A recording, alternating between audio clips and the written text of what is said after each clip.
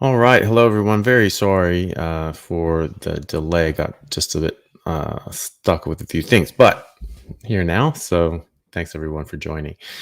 All right. So today I just wanted to do just a live. I wanted to start doing more weekly lives on YouTube and just answering questions, carnivore questions, or other questions that people have that they submit at the time or um, submit earlier as well. Sometimes I get questions from people and sometimes it's a bit, just a bit long of an answer um, to give over, text or email and things like that. So sometimes they're good for these sorts of live events. So I'll compile a lot of kind of questions and things like that people send in, and then answer questions as we go as well.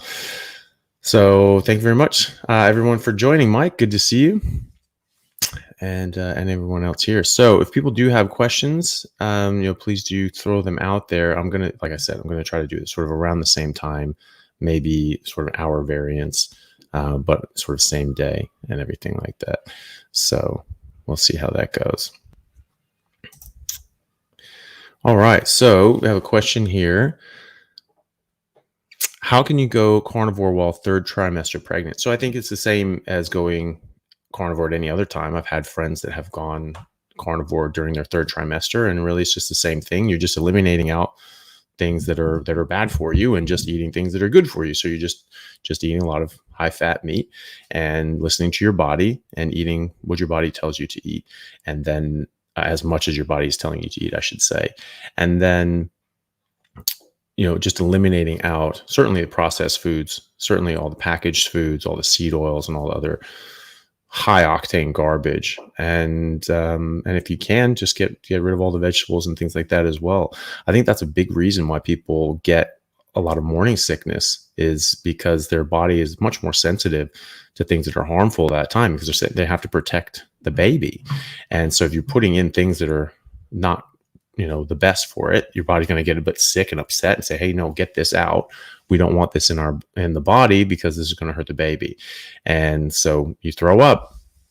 So I've seen a number of people that have had horrible morning sickness that has completely gone away as soon as they stopped eating all plants and they just focused on meat.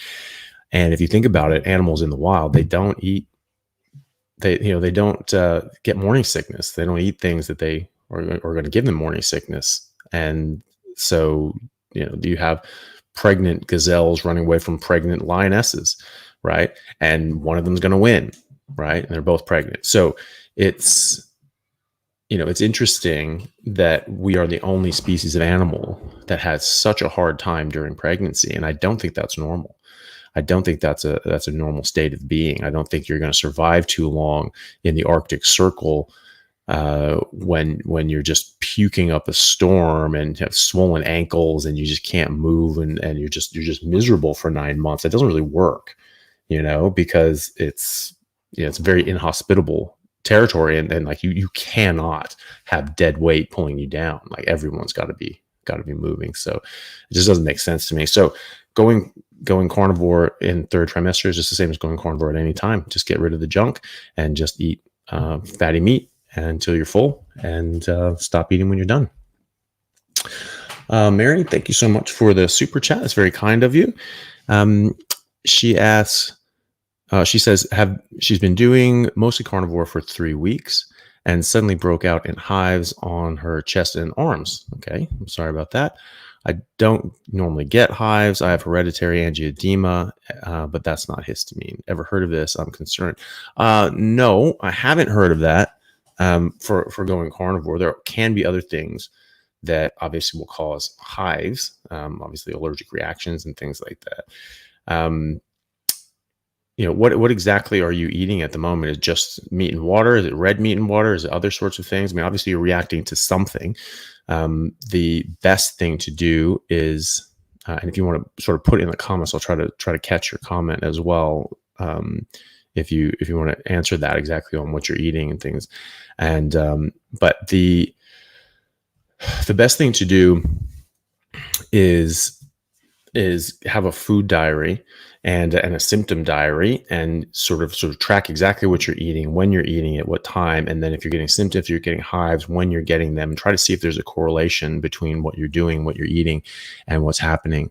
And then you can see maybe it's something you're eating, or maybe it's just like, oh, every time I have bacon, this stuff, pops out. So there's something maybe in the bacon that you're reacting to. That is weird though, but you're all reacting to something, right? So that's what hives are. That's a reaction to something in your environment, or potentially to something that you're eating as well. So mostly eating red meat, mostly steak, eggs, some berries, butter. So I personally would just cut that straight down to just red meat and see how you go. And then do the because that's about as pure as you're going to get, and just eliminate out everything else, and then try tracking things, see if that helps your symptoms. Okay, well, it was something that you eliminated.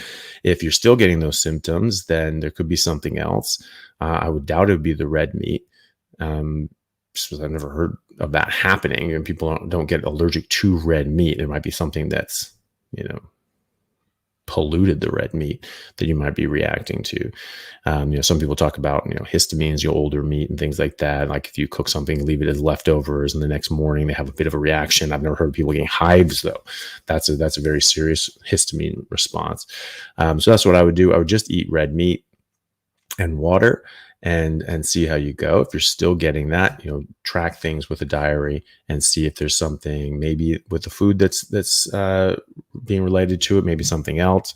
And you can try fasting for a couple of days. If you still get hives, if you're getting hives when you're fasting, well, definitely not something that you're eating. So, it's just process of elimination. You just sort of eliminate out different things, different possibilities, keep track of the timings, and just see what you're reacting to, because it is something. So, and that's pretty strange that would happen. So I'm very sorry that is happening. A super chat from Paul. Thank you very much, Paul. I appreciate that. That was very nice of you, and doesn't have a question attached, but I definitely appreciate that. Oh, and I should actually put these up. Oh, I can actually put these up. Yeah, well, I'm doing this on StreamYard, which is sort of new for me, but I can actually show some of the comments, which is actually kind of cool. That's a new one. Let's see. I think Peter had another comment up here. Where are you?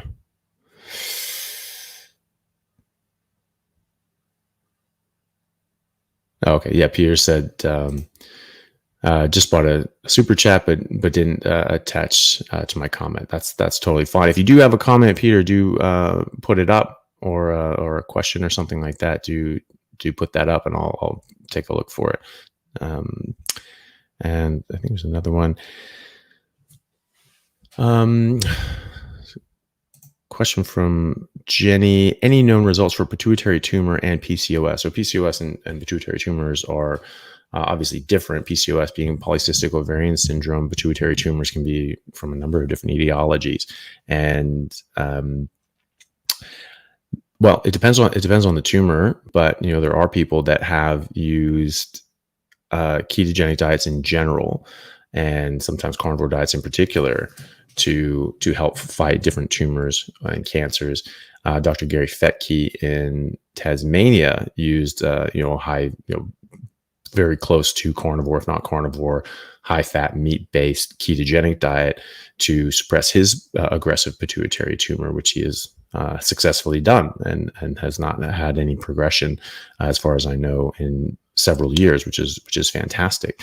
PCOS responds very, very well to any ketogenic diet, and in particular a carnivore diet, because PCOS is, there are a number of different causes of it, and I'm certainly no expert, and I'm not an OBGYN, but I have looked into this, and it does seem to be a very strong relationship between insulin resistance and high blood sugar and PCOS. So there's women make, we make most of our hormones from cholesterol. So cholesterol is vital to our existence. And you have about 27 steps between cholesterol and testosterone. Women make testosterone first, and then they convert testosterone into estrogen in the ovaries. And high insulin levels actually block the conversion of testosterone into estrogen. So in women, so in women, you'll get too much testosterone, too little estrogen, and you'll get the problems with PCOS. You can get body hair. You can put on excess weight. And you become infertile. It's the number one cause of female-driven infertility in at least in the Western world anyway. And so just getting on a carnivore diet, ketogenic diet, that's going to reduce your insulin. That's going to improve your estrogen testosterone balance significantly, and that can reverse PCOS or other causes of PCOS as well. But that certainly is a major one, and that can help a lot. I think a carnivore diet is probably even better than that, because when you're having deranged hormones, there's nothing better than a carnivore diet. I see people's hormones improve dramatically on blood tests constantly, and part to do with the insulin and the blood sugar and everything like that, but also to do with the fact that there are a lot of hormone disruptors in plants. This is one of their defense mechanisms, is to screw with our hormones so that we can't be fertile, we don't feel good, we can't procreate, we can't raise a whole bunch of other little munchkins to go eat that plant, right? So it's protecting itself in the future as well.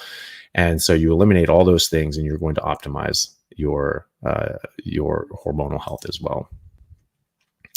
We just got a couple super chats, so I'm just going to go through those. Thank you very much for all of these guys. I really appreciate it. You don't have to do the super chats. I do try to answer the questions as much as I can, but obviously this sort of makes it more visible, so it's easier to see. Question from All Father. Thank you very much for that. It's very generous of you. Says, I am carnivore for 72 days and keto 5 years prior and wish to have lab work done soon. Would like to know which specific panels to select that covers all of the pertinent bases. And I'm a patron. Love it. Yeah, thank you very much. I appreciate that. And so All Father is one of the members of my Patreon account, so I appreciate that. So, there are a lot of different things that you can look at. I think some things that are helpful are looking at your hormones, your androgens, like testosterone. You can look at, men need estrogen as well. It's actually important. You have to get the high sensitivity estrogen to see exactly where you're at, because normally it just says, yeah, you're below this. You want to be below this, but you actually want to be above a certain percentage, a certain number as well. You want to be in a good range. If your estrogen is too low, that can actually cause problems in men as well. So, but definitely checking your androgens, your testosterone. DHEA is something that when everyone ages, after the age of 30, that tends to go down. It's a precursor to androstenedione, and that is a precursor to testosterone, which then goes into estrogen. So it's all in that chain, that hormonal chain. But it's a hormone in its own right. It has purposes and functions in every cell in your body long before it turns into testosterone. So that's something to check as well. You can get a thyroid function panel. If there's any issues with that, you can get a reverse T3, or if you're having symptoms of low thyroid, I would get a reverse T3 and see where you're going there. And then getting vitamins and minerals, so B12, D3. You can check your folate as well, and magnesium and zinc. Quite often, folate, magnesium, and zinc are better looked at, called erythrocyte studies. So they look at the red blood cells, and they look at the amount of folate, magnesium, and zinc that are in the red blood cells. And that tells you, because these things are active in your cells, they're not active just in your serum, right? And so, and there's not necessarily, sometimes it can be pretty similar, and you get your serum and it's it's pretty accurate, but it's not as accurate as if you're checking inside the cell. So there could be a discrepancy sometimes. So when I tend to look for those things, I look for erythrocyte, folate, magnesium, and zinc. You can also check your HbA1c. That's probably the most important biochemical marker. You've been keto for 5 years and you've been carnivore for 72 days. I think that's going to be just right exactly where you want it to be. So I don't think there's probably any problem with that. Probably not any problem with any of these things. This is really just sort of a baseline. If you're feeling unwell in some manner, then getting a specific test for that is probably a good idea. But just your HbA1c is going to be low because you're not doing anything that's going to raise your HbA1c. And that's pretty much it. I don't see really any utility looking at cholesterol because it was never a marker for heart disease. That was a con. That was a lie. That's a well documented fact in the peer reviewed medical journals, the top peer reviewed medical journals in the world, like JAMA, the Journal of the American Medical Association. So I just don't consider that something worth looking at. HbA1c is much more sensitive, and fasting insulin, is actually even better than that. And looking at, what your insulin is doing, if your insulin is just staying at a nice low normal level, I mean, it just really just doesn't matter what your cholesterol is. I don't think. If you wanted to check that, you could. I would check your HDL and triglycerides. If your HDL is high and your triglycerides are low, you're great. And you can just look at that as a baseline. And then in 6 months, you check it all again and just make sure you're going in the right direction. Some people, might need to add a bit of liver. People with the MTHFR gene mutation have problems metabolizing folate. And so they might have slightly low folate. Quite a lot of people are not symptomatic with this. Some people are. It's still very rare.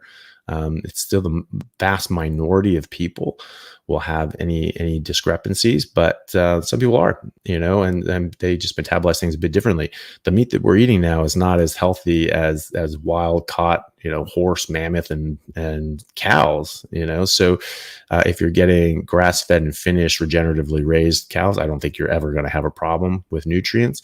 But if we're, like me, and you're just getting Costco meat because that's what you have access to, then you might possibly need a bit of a bump with a bit of liver every now and then. I don't think you need to go crazy on the liver. I think most people know that I think that you want to eat it in proportion of the animal. There's thousands of pounds of potentially over 1,000 pounds of meat and fat on an animal, skeletal muscle, meat and fat on an animal, and there's one liver. Right. So that's going to feed you for years and you're going to have one liver the whole time. So I don't think you need to eat an abundance of liver. But if you're one of these people that maybe have that gene mutation, the MTHFR gene, or for whatever reason, you're just not getting exactly what you need, add in a bit of liver, there's plenty there. So that's what I would do. And, if you're feeling well, I mean, I haven't checked my bloods in, 3 years, 4 years, something like that, because I feel good. I don't think there's much point in that. If you feel good, if you want to just check and just make sure everything's fine, then do that as well. You can also check your IGF-1.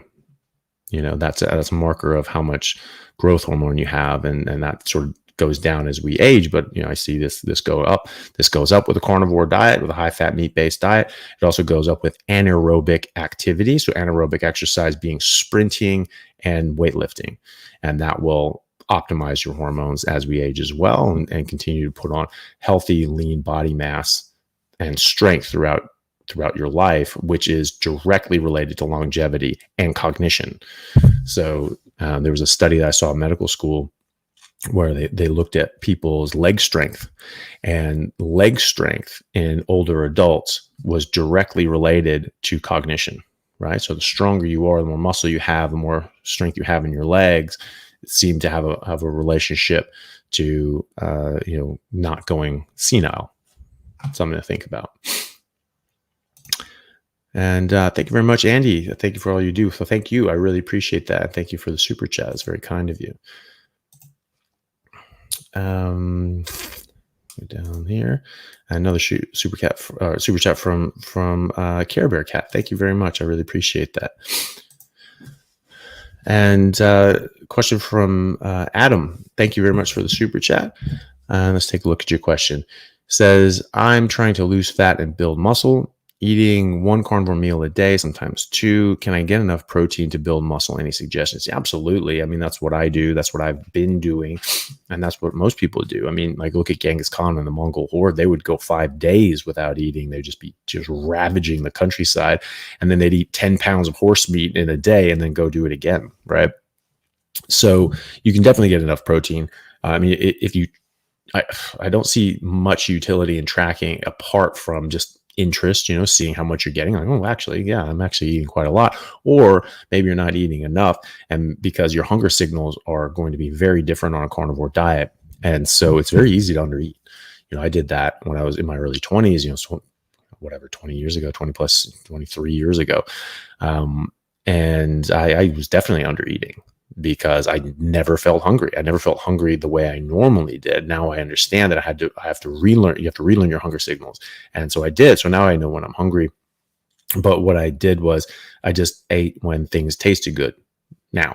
Right. And that's how I figured out my hunger signal. So as long as you're eating fatty meat to the point that it stops tasting good, you should be fine. Your body will tell you how much it wants. There might be days that meat doesn't taste good at all. Fine. That's your body just telling you, hey, we don't need it today. That happened to me once. That happened to me one time where I was like working out a lot and I still had, quite a lot of fat to lose before I, got down to where I am. And I worked, I was lifting weights for 3 hours and was at rugby for 3 hours. And, it was the end of the day. I hadn't eaten all day. And I was like, okay, well, I have to eat because I did all this workout. I'm going to be doing this big workout tomorrow. So I have to eat now because I need the energy for tomorrow. And everything in me was telling me, don't do it. Steak sounds awful. I'm like, why does a steak sound awful? I love steak. That's the best thing that I've ever had. That's my favorite thing to eat. Why does it sound horrible? And we get used to this idea that we have to eat all the time every day, but that's only if you're eating garbage. That's only if you're eating, highly processed, low nutrient food, that cause you to overeat. And you probably need to overeat because there's such a paucity of nutrients that you need to eat a lot of this stuff just to get a basic level of it, if that, and then you have to take vitamins on top of it. So, but the thing is that your body knows a lot better than we do. Your body knows exactly what nutrients it needs and when it needs it. And if you're not in its way and throwing sand in the gears, like, you can actually just listen to that. And so eat meat, fatty meat, when and as it tastes good, and then just stop naturally when it stops tasting good. But if you get to the end of the meal and you finish that meal and go like, damn, that was good to the last bite, you need to make another steak. So, you want to attempt to have leftovers. You need to retrain your body on how to look at your hunger signals, and you need to go to the point that it stops tasting good. You don't have to force feed yourself. I don't think anyone should force feed themselves. I think that gives an unhealthy relationship with food. And that's what we're trying to get away from, trying to have a positive experience with food at all times. Right. And so just eat when it tastes good, but keep eating if it tastes good. And eventually you'll get to the point where you have a bite and you just go like, it's all right, but I'm just not really enjoying it. That's when you're done. And so you just stop there. So you'll definitely get enough protein. You'll definitely get enough nutrients for that if you do it in that way. If you're taking caffeine or you're taking other stimulants or pre-workouts or something like that, that will suppress your hunger. And so you won't necessarily eat as much as you should, and you won't recover as much as you should. So I would just be mindful of that as well. But if you want to lose fat and build muscle, work out, sprint, lift weights. Don't do cardio except to warm up, but don't do prolonged cardio. The main exercises should be anaerobic. So high intensity interval training. So you can do a HIIT class, or you can do sprints, bike sprints, assault bike, and then weights. Working to failure, pushing yourself extremely hard until you cash out, and then you stop and you go on to something else, or you rest and you do it again, and you rest and you do it again, but you maximize your output and effort. Okay. That will stimulate your body to build muscle.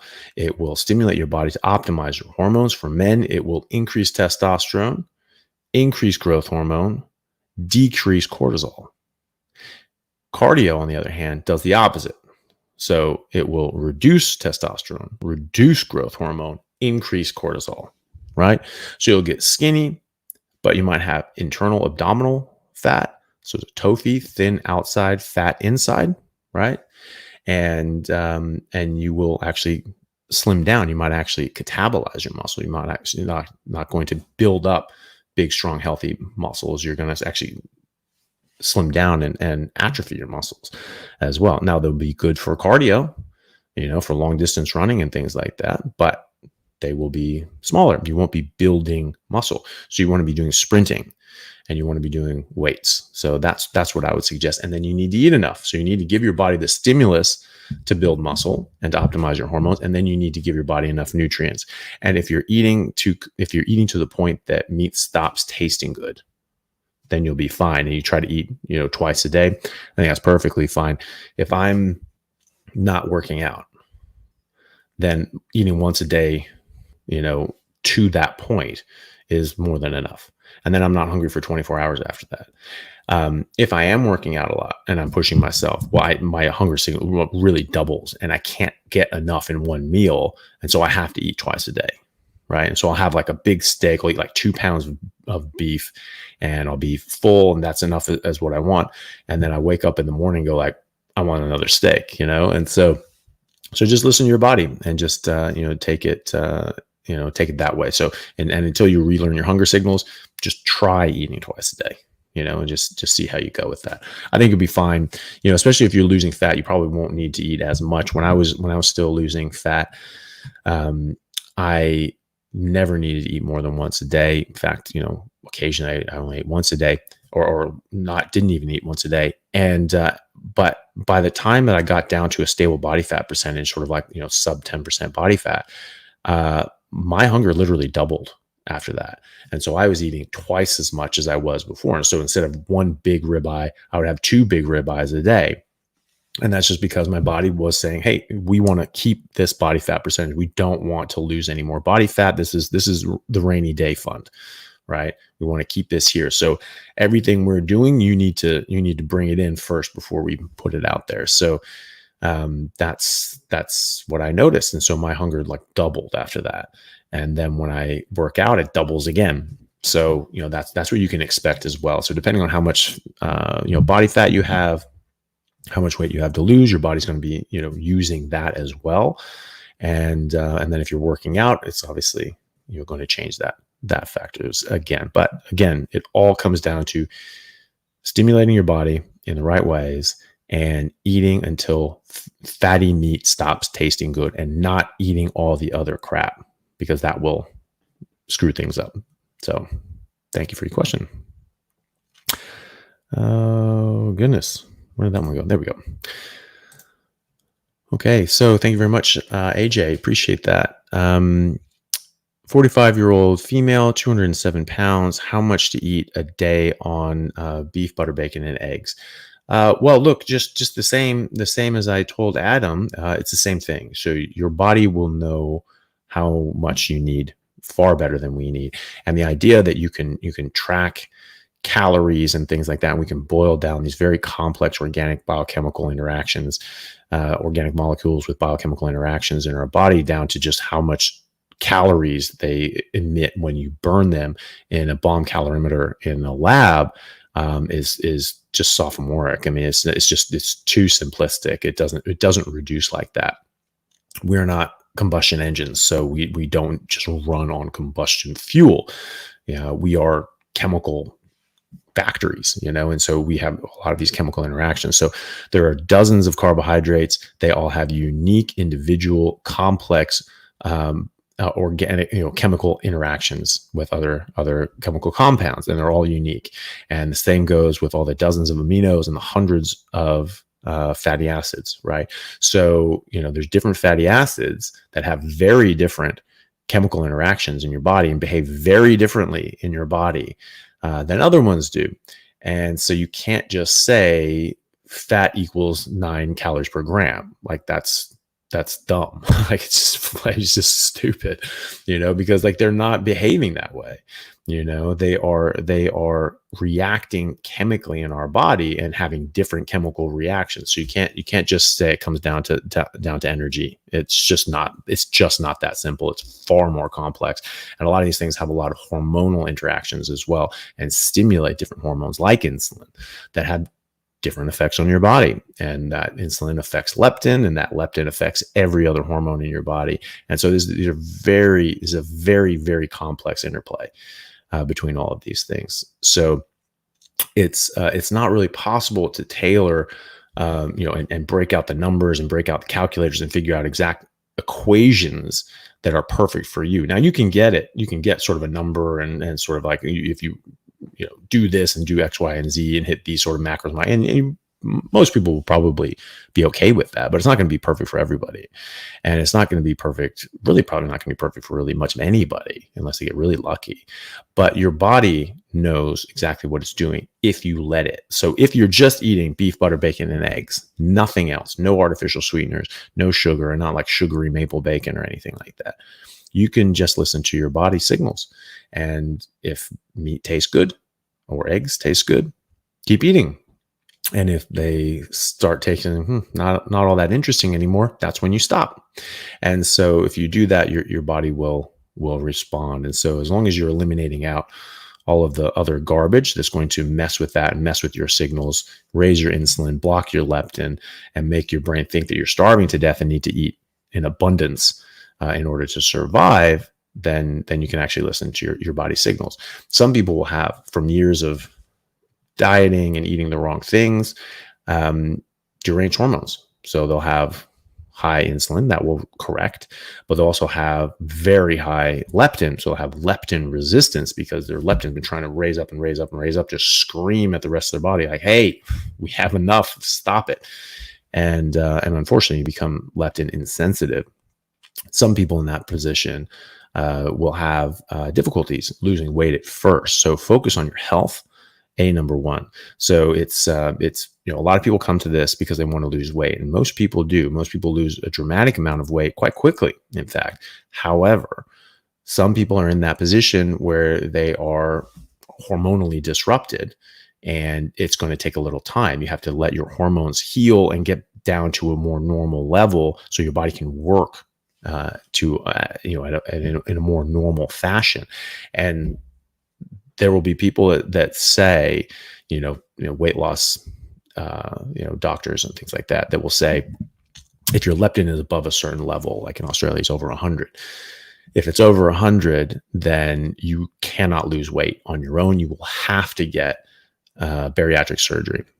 Well, I've flat out seen the opposite. I've seen people go on a carnivore diet, or at least a very close to carnivore keto diet, and their insulin their leptin comes down, and their weight comes down as well. And people can lose weight even though their leptin's super high. They don't lose it as fast as the others. They don't lose it as quickly as some people. There's some of these guys, like my friend Sean White, who I've done a couple lives with. He lost something like 280 pounds in a year. That's amazing. Not everyone does that.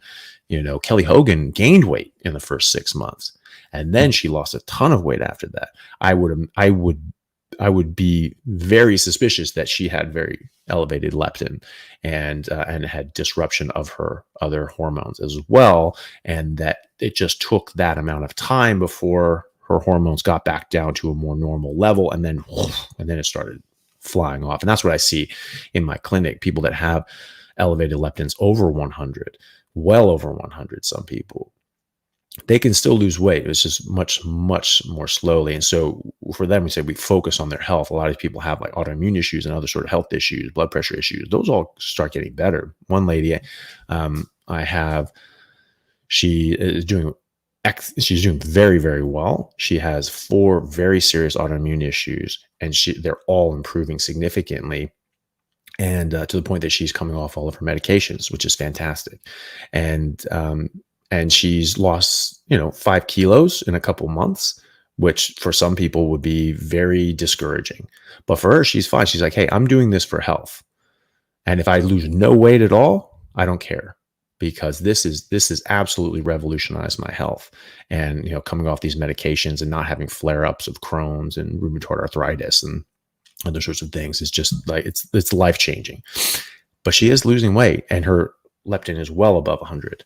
And that will come down, and that will keep coming down. And once it comes down to a more, normal level, and the rest of her body sort of gets in line with that, I expect her to lose a significant amount of weight. So for you, sort of a long answer. Hopefully that was mostly helpful. But for you, I would do the same thing. I would focus on your health. Eat fatty meat until it stops tasting good. Eliminate out all the other garbage, and just listen to your body, focus on your health, focus on those wins, focus on like your energy levels, your medications. Are you getting better, or is your blood sugar improving? Is your blood pressure improving? Or are these, if you have autoimmune issues, are those improving? Just look at your health, look at your energy, look at your sleep, look at all these positive things in your life, and don't necessarily just get hung up on the weight, because that will happen, that will come, but that's not necessarily the point. That's a symptom. It's not the disease, right? So you want to make sure that you're focusing on the right things. You're focusing on good things. You're focusing on all the good things that are happening in your body and to your life. And because some people can look at that and say, hey, I have all these benefits, my autoimmune issues are getting better, I'm off these medications, but I didn't really lose as much weight as I wanted to, so I guess it didn't work for me. Well, to me, it sounded like it was working amazingly well. And so, it's just a matter of sort of, focusing on the right things, and at least focusing on other things besides just the weight. And you can also put on weight, put on bone density, and gain weight, gain muscle, gain bone, gain weight, but lose fat, and then your weight sort of stabilizes. I lost a significant amount of weight just dropping vegetables. I was already not eating carbs about 5.5 years ago when I came back to this, and I lost 23 pounds in 10 days, right? But then I didn't lose any weight at all. I stayed the exact same weight because I was working out a lot, and so I was putting on muscle, and that was replacing the fat that I was losing. So for months and months and months and months and months, I didn't lose any weight. But I could look in the mirror, and I was definitely losing fat, and I was definitely putting on muscle. So I wasn't worried about it. I wasn't worried about my weight on the scale. I was worried about my health and my musculature, my body composition, and my athletic performance. That's what I cared about. And so that's what I would suggest to you as well. Okay, Tanya, thank you very much for the super chat as well. Tanya says, been carnivore since April, but still have the menopause spare tire going on. 52 years old, and only need to lose 7 to 10 pounds, but it's all there, not budging. What to do? Well, the thing is same idea. Especially when you're going through menopause, you're past menopause, your hormones are going to be different than they were at 25 or when you're 16, obviously. So those that can improve. And I've seen people older than you come out of menopause on a carnivore diet. So I always caution people, you might want to be careful. Maybe think about using precautions if you're sexually active, because Dr. Barry talks about, I think it was 3 ladies that came out of menopause like 5 years after not having their cycle, and they got pregnant. And so he had 3 women come in going, what the hell did you do to me? And eventually they were actually quite joyful. It became a blessing for them to be able to have another baby. But that can be quite shocking. And a lot of people, I mentioned that to other people, and they were just like, absolutely not. That sounds horrible. But it's just something to understand, that your hormones are going to get better, your health is going to get better, and that could happen. So just be mindful of that. As far as the weight sort of not budging, well, there's a couple things. Are you eating just meat, only drinking water? Are you eating enough? Are you getting enough fat? These are all important things. So if you're chronically under eating, if you're just eating I don't want to eat too much because I want to lose weight, I want to lose this spare tire, you can maybe lose some weight at first, but eventually your body's going to slow down your metabolism because it thinks that you're in a state of famine, right? So it's asking for a certain amount of food, and you're not providing it. So if a cow is on a field with a bunch of green grass, it doesn't just go, I'm just gonna go light this week. Cow just eats what it's hungry for. Lion just eats what it's hungry for. So if it has the resources available, the right resources available, it's going to eat them. And so what's that signaling to the body is that we have everything available. We don't need to go into, critical damage control. We're the only species that do that, that we know of. I mean, obviously, God knows what's going through the head of a cat, but I would imagine that they're just going by their instincts. And, we're not doing that. Right. And when you're eating carbohydrates, you're eating a whole bunch of things that can disrupt your hormones, like your insulin, like your leptin.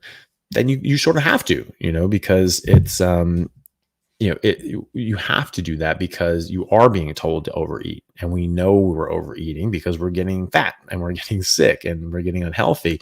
And so obviously, you have to, okay, maybe undereat and just don't eat to the point that you feel full. And that's been in Japanese culture for hundreds of years, that you just never eat until you're full. As far as my understanding, I can't remember what that's called, but that was explained to me by actually Brian Sanders, if I'm not misremembering. But that's the idea. And a lot of people, I've heard a lot of people say, doctors and things like that saying, you want to leave the table when you're 80% full. You always want to be a little hungry. That doesn't make sense to me. I don't think any animal in the wild does that. I don't think they're breaking out the calculator to figure out what to eat. I think if you need to do that, then you're probably eating the wrong thing, right? You're not listening to your body's instincts. And so you need to eat enough. You need to eat enough fat. If you're eating enough all the time, you're eating enough nutrients. Fat is not a calorie source. Fat is a nutrient. Fat is an essential nutrient. It has essential fatty acids, has essential vitamins and minerals that only exist in the fat, in animal fat. And so you need them. You need the lean, you need the fat, and you need enough of both. And so if you're not getting enough of both, you are telling your body in no uncertain terms that you don't have enough available. And so your body says, okay, we need to slow it down. And so you'll find that if you're eating the right thing and you're eating enough of it, that is actually more conducive to weight loss than trying to starve yourself. Now, you can starve yourself, but you'll slow your metabolism. And when you start eating again, you'll put on fat again because your body says, okay, well, we survived that famine. We need to put on some fat to survive the next famine. So you need to convince your body that there is no famine. You're in the land of plenty. Everything's going to be fine. And you don't need to restrict. Okay. And so your body doesn't need to store a bunch of fat and not let go of it. Bariatric surgeons will tell you that if even after bariatric surgery, they have to eat enough. And so sometimes it's difficult because your stomach's all cut up and chewed up. And I think it's a horrible surgery. I don't think anyone should get that. It mutilates your body. There are a lot of side effects, and not just immediate side effects. You can have a lot of immediate side effects and have to get reoperated on and do all these sorts of things. You can get serious malabsorption issues. You're cutting out parts of your stomach and intestine that actually are involved in absorbing different nutrients. You can get pernicious, well, not even pernicious anymore. You can cut out the parts of your stomach that secrete intrinsic factor. You cannot absorb B12 without intrinsic factor, right? So you cut those parts out of the stomach. That's it. You're on B12 injections for the rest of your life, or you're dead, right? So I don't think that's a good surgery. I don't think that's a good.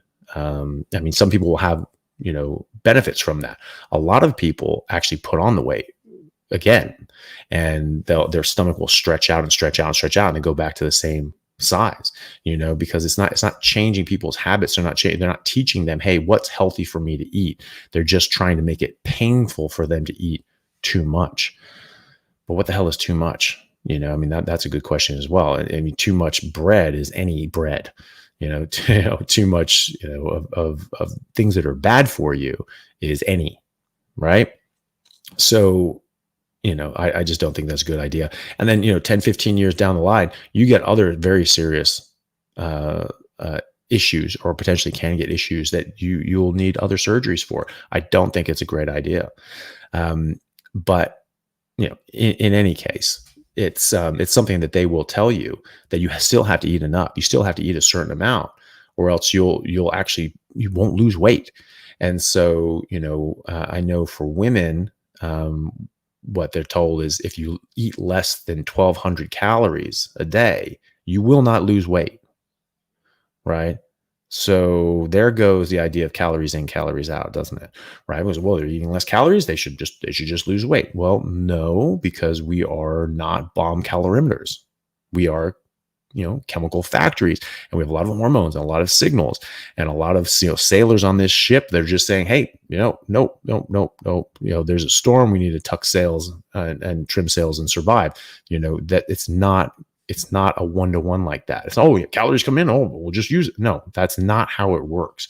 That is so anyone who says that is someone who fundamentally misunderstands biochemistry, and either has never taken it or has just simply not paid attention.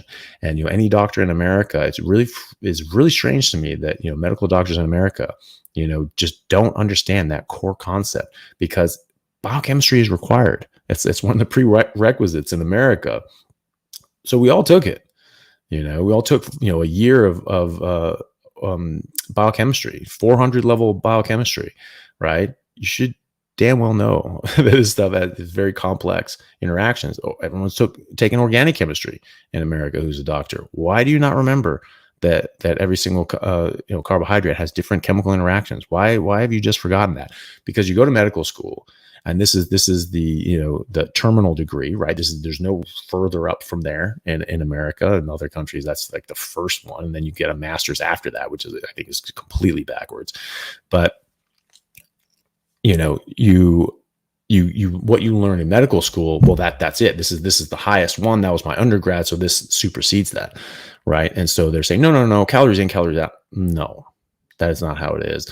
Medicine is not even close to as scientifically rigorous as any undergraduate scientific degree, like biology, chemistry, certainly not mathematics. Dear God, not mathematics. And so people forget this, and they, Dr. Robert Lustig, who he's just a hero of mine. I love that guy. He talked about this. He has a degree in biochemistry, nutritional biochemistry. That's what biochemistry is. It's all about nutrition and how these nutrients and different chemicals interact in our body. That's what nutrition is. You put chemicals in your mouth. How do these chemicals work in your body and your metabolism, right? That's what biochemistry is. And so he learned all about this stuff, and how a calorie is not a calorie, and how this is all, very complex. And then he went to medical school and said, no, calories in, calories out. And he said, oh, okay, I guess that's what it is, because medical school supersedes anything you learned before that. Well, no. And so that is absolutely not the case. So long-winded answer. Again, I'm sorry, but I would just eat until you're full, and eat fatty meat until it stops tasting good. Eventually, if your hormones are improving, you could lose that. But again, we're not 16 anymore. We're not 25. And so it can be that we may not get down to the exact, body weight or body style that we want to, unfortunately. But if you're going to be able to do it, that's the best way to do it. So eat until you're full, eat enough, give your body that stimulus, and then do all the stimulus that I mentioned to everyone else. Sprint, go on a bike, hard assault bike, sort of action, that high intensity interval training, and lift weights. That will stimulate your body to lose fat and put on muscle. And that is the best way that I've found to get rid of that. But again, not everybody is going to get back down to their 16-year-old self, unfortunately. But a lot of people can, and you can at least get down to, you can at least optimize your body for where you are at the moment. We spent decades damaging our bodies. Unbeknownst to us, we've been doing what the hell we've been told to do, and it was wrong. And we've gotten into this position. But unfortunately, that does take a toll on our body, and we don't necessarily, we can't all necessarily get back to our baseline, unfortunately. But that's the best way to do it if you can do it. So hopefully that helps. Thank you very much for super chat, Tamar. Hope I pronounced your name right. So said that they're carnivore for the last 2 to 3 years. Last few months, going to the toilet in gaps of 7 to 10 days. Is that okay? Yeah, totally fine. That's normal, really. I mean, you're going to go as often as you have waste to expel. And if you're absorbing 98% of the food that you're eating, which you do on a carnivore diet, and if you're eating less gristle and just sort of the soft fat and the soft muscle, it could be close to 100%. That's what the Salisbury diet or Salisbury steak was ground beef ground up in such a way that it separated out all the gristle from just from the meat and the fat, and then you added in sort of more butter on top of that. And so you had like no gristle. It was like 100% absorbable, and almost nothing came out. And that was why he thought it was really important. It was because people had very bad GI issues like Crohn's and ulcerative colitis. There's no medications for this at the time, really, not any good ones anyway. And he found these were the things that you just had to eliminate out anything that was going to come through, right? Certainly any fiber, right? And he called the gristle the fiber of the meat, right? And so that's not being digested, is not being absorbed, so it has to go out. But yeah, so that's normal. So if you're just eating meat, you're not eating anything else. You're not going to have as much waste to expel, right?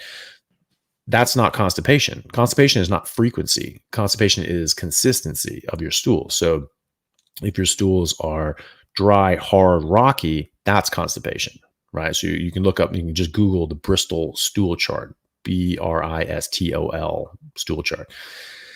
And that'll show you the different consistencies. And you want to be in that, sort of nice middle range where it's just sort of soft and, malleable, and, but not, but fully formed, right? So you do that by eating enough fat. And so if you're getting dry, hard, rocky stools, you're just not eating enough fat. Your body's absorbing all the fat and there isn't any excess going out to keep that stool soft. So, if you find that it's 7 to 10 days and it's hard to get these things out, you need to eat a lot more fat. But if it's just soft, nice, normal consistency, then don't worry about it. I did a video on this specifically called, it's called like fiber, constipation, and diet. I think I've renamed it to like, you don't need fiber on a carnivore diet. I might rename it again because I'm not exactly thrilled with that title either, but that's the thing. Just look up for my channel on, fiber videos, and you should see that. And that goes into a bit more detail. All right. Another super chat. I am not going to attempt to pronounce that name because I don't think I'll be able to, so I apologize.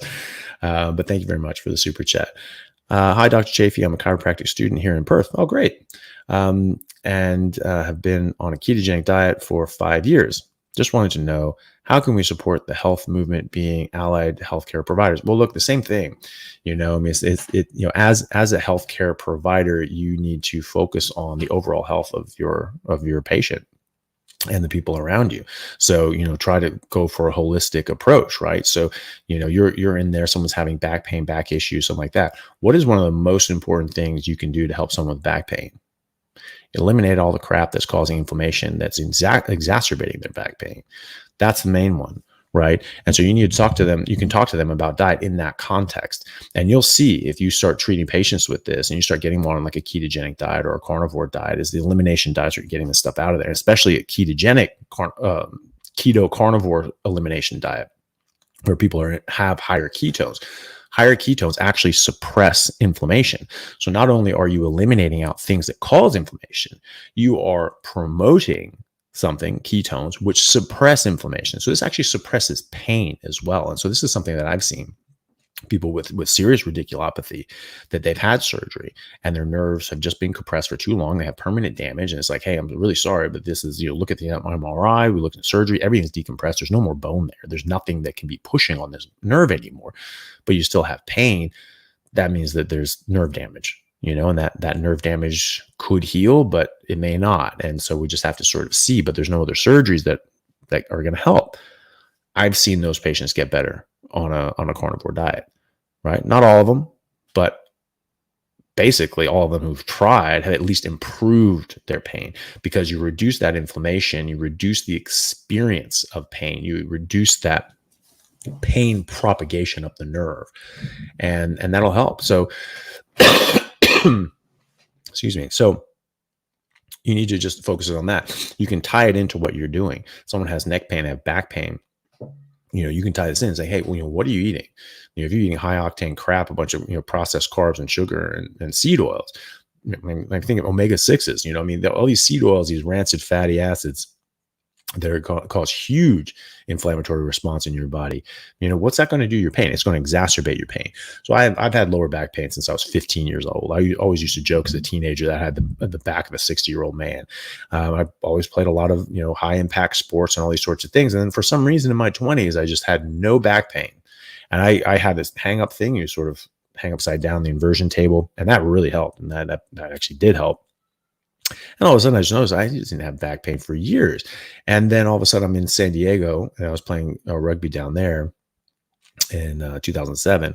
And all of a sudden I was just like, oh, my back's a little sore. And I'm like, well, that's funny. Like normally my back's always sore. And now I'm noticing that it's sore for the first time. I was like, God, my back hasn't hurt in years.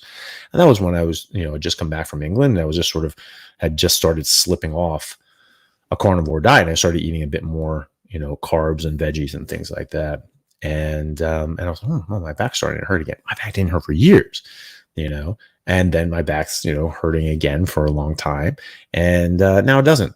I mean, I do have back pain, because I have something wrong. I'm sort of scared to get an MRI. I probably don't have any more discs in my lower back. When I was 20, I already had pancake discs. They were fully desiccated. There's no gel in the inside at 20. So I'm like, oh, that's not good.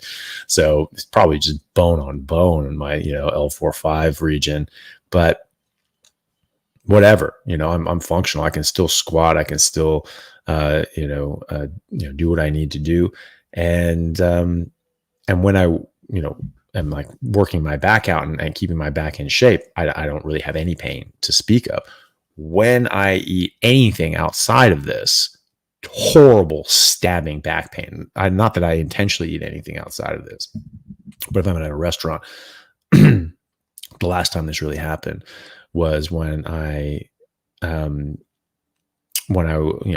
said like at a restaurant, there's some rice and beans. They sort of got mixed in. I was trying to like scrape it off, but it was like little bits, and it was little bits of meat. There's like sort of little chunks of meat or whatever. It wasn't like a steak, and so I was like trying to scrape little bits off. It was like it's still sort of on there.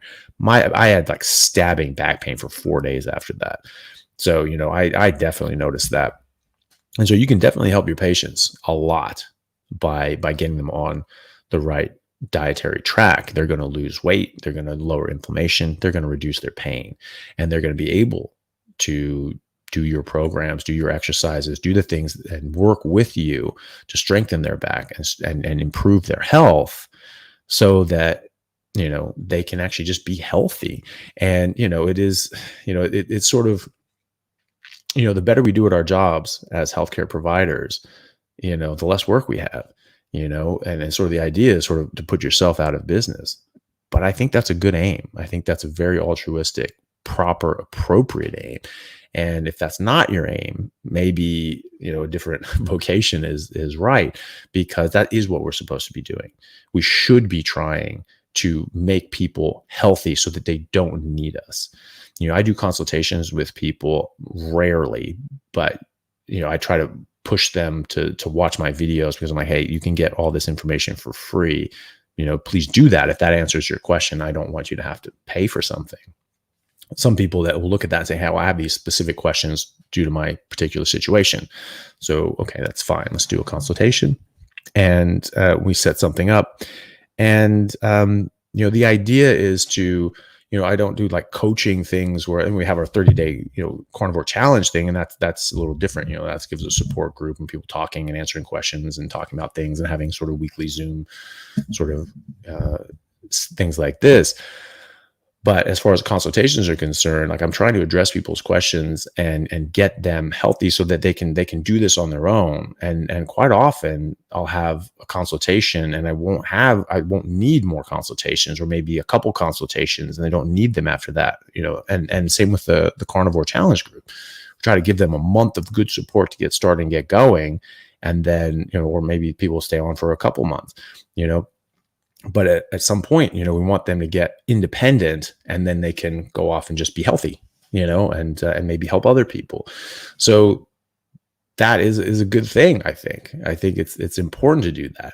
The Goldman Sachs meme that came out, or the picture that came out, one of their, I don't know if it was a shareholder meeting or something like that, but it was one of their meetings. And they said, is it really a viable business model to cure people of their disease?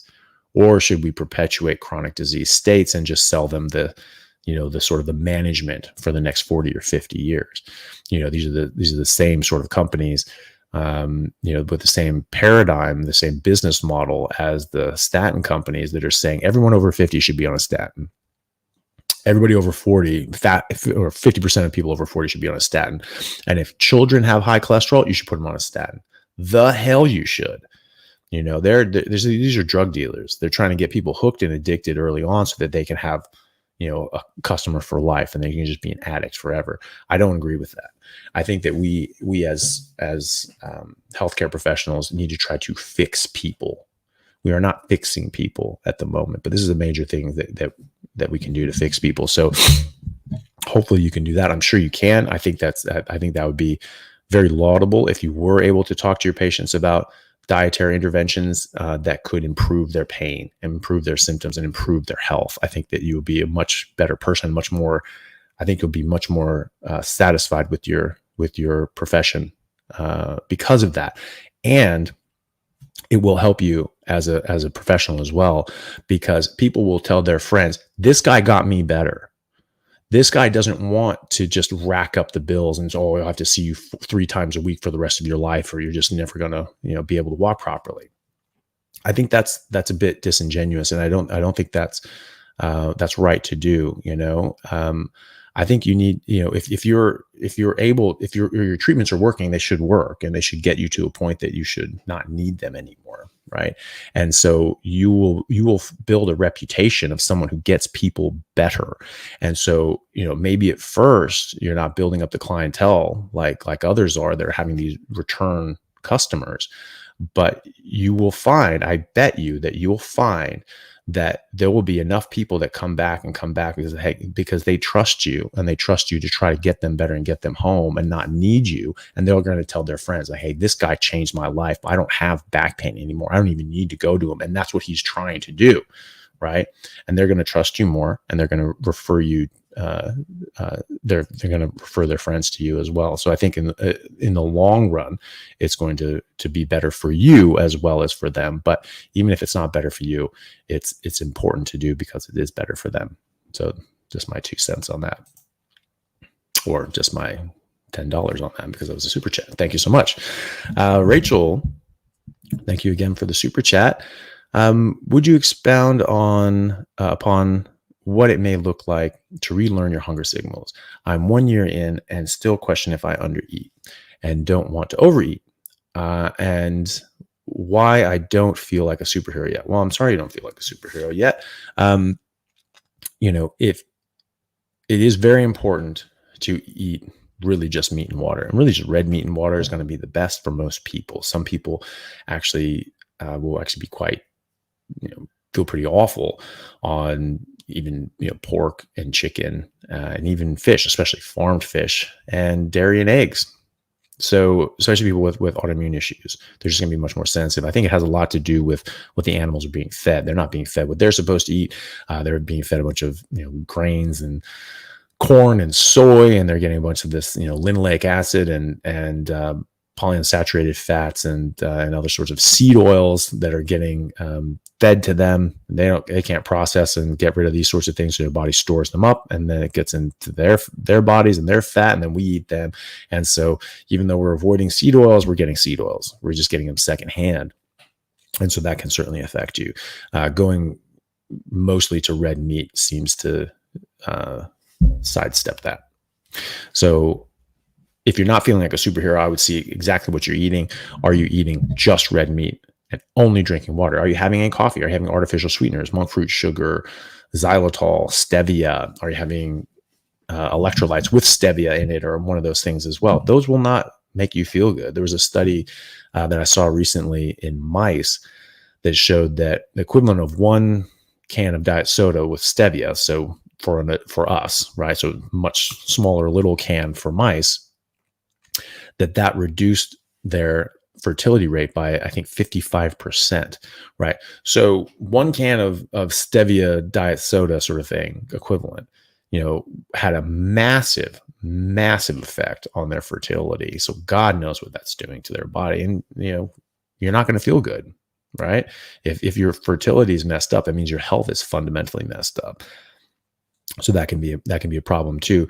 Not eating enough, that can be a problem as well. Relearning your hunger signals, you have to sort of think about different feelings that you could be having and say, okay, is this hunger? So if you're feeling a bit tired or feeling a bit just off, and you're just not feeling good, you don't have much energy, or maybe you're having cravings. Maybe you're thinking like, that pizza sounds really good, or oh my God, that bread smells amazing. Ask yourself, okay, Am I hungry? Is this what hungry feels like, right? Try eating meat. Try eating, a steak or something like that. If that meat tastes good, then yes, you are hungry. And you should keep eating until it stops tasting good. So you need to keep eating until you get to a point where you just go, I'm really not enjoying this. And then you just think about it. You be very conscious about this, about how you're feeling, and then the taste of meat in response to that feeling. I think, oh, I'm feeling a little off, and you try to eat something, you're like, no, God, no, that's not what my body wants. Well, maybe something else is going on. Maybe you're fighting off a cold or a flu or something like that, and your body just doesn't want any food at the moment and wants you to sort of take it easy. So it's sort of a bit, it's very dependent on the experience of the person, because all these signals feel a bit differently. But that's how I did it. Is I just sort of thought, I was like, I'm just kind of sort of feeling a bit off. I was like, okay, does that mean I'm hungry? And I would try eating. I'm like, whoa, that tasted amazing, and I ate and I felt better afterwards. And so that seems to be a way that people can do. So I would at least eat once a day. Or at least try to eat once a day, and eat until fatty red meat stops tasting good. And at least do that once a day. If you're more slim or you're working out a lot, try it twice a day. And if you're ever feeling a bit off, try eating again and try eating meat. And if it tastes good, just keep eating. Also, if you're eating during the day, in the morning, in the afternoon, something like that, and you eat until you're full, it will automatically make you lethargic, and you'll be shunting a bunch of blood to your digestive tract. You're going to not have that blood available to your brain and your muscles. You're going to be more tired. You're going to turn on your parasympathetics. You're going to go into a rest and digest mode, right? So your body's saying, hey, we've got our nutrients, we got our resources, take it easy, let's not waste resources. And it's going to say, hey, just be calm, be quiet. And and so you want to just listen to that and and rest normally. But if you're in the middle of the day and you're working, that it's not really conducive to feeling your best at work or doing a workout. So that's why I naturally just eat towards the end of the day, and I eat maximally, and I feel great. And then I just sort of have a very chill evening, go to sleep like a baby, wake up, and have the whole rest of the day feeling great. And I don't need to stop and eat and all that sort of stuff. So there are things that you can do to sort of play around with. And I did a video sort of like, FAQs, frequently asked questions. And one of them was on being tired and things like that. Also getting enough water. That's very important as well. You need to get enough hydration throughout the day. So hopefully that answers your question. And Eric, thank you very much for the super chat. I appreciate it. And Francisco, very, very appreciative of the super chat. It's very generous of you. Thank you. So Francisco says, I'm a 49-year-old retired Marine diagnosed with young onset Parkinson's. I'm very sorry to hear that. Can I reverse symptoms on carnivore? Did your dad have long-term success? There's no studies that I know of that say you can reverse this sort of stuff. There are studies showing relationship between higher LDL cholesterol and less Parkinson's. So, higher LDL seems to be protective against it, or at least there was a correlation between higher LDL cholesterol and lower rates of Parkinson's.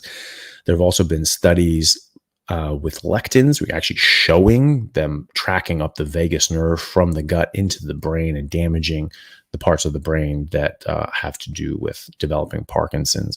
And that people in, I believe, Denmark, they looked at all the people that got, vagotomy, where they cut the vagus nerve.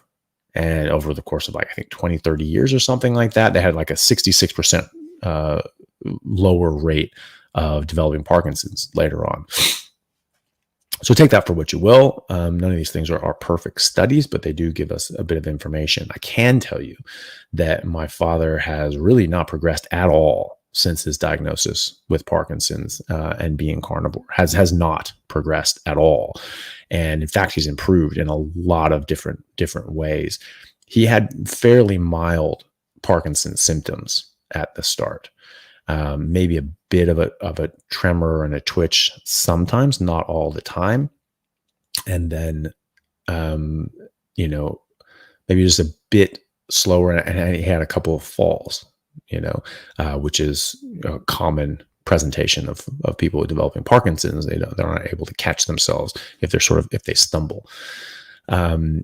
As well as they were able to before. And so, he's had a few falls and things like that. So he has to be a bit more careful, but he really has not progressed at all. And that's not normal. Most people do progress and they continue to get worse. And you would see this, you'd see them sort of getting a little worse and a little worse, and the medications being a little less effective and a little less effective, and having to go up in dose and still less effective. And it just keeps creeping on. He has had none of that. And so that could just be because he's, his particular, case is such that it's not going to, but that's what I've noticed. And so, it would be great if we had more studies looking at that directly.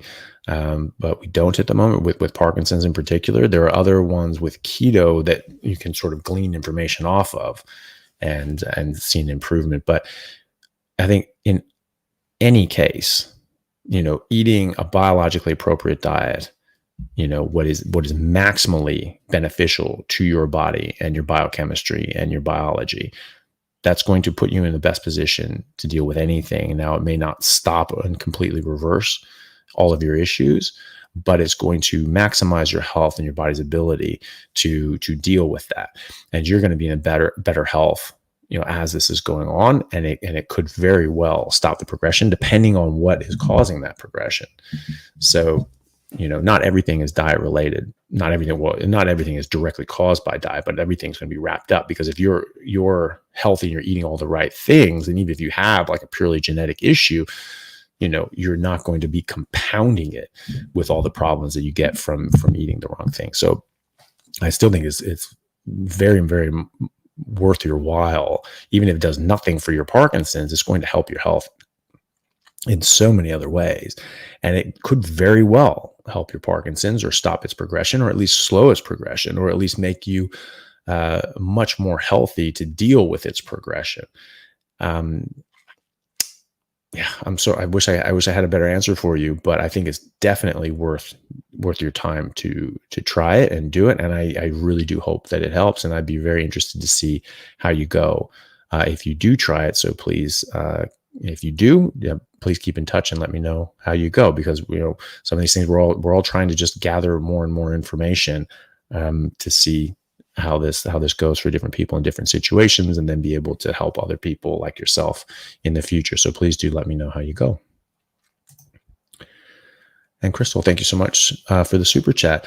Hello from Seattle. Hello from Kirkland originally.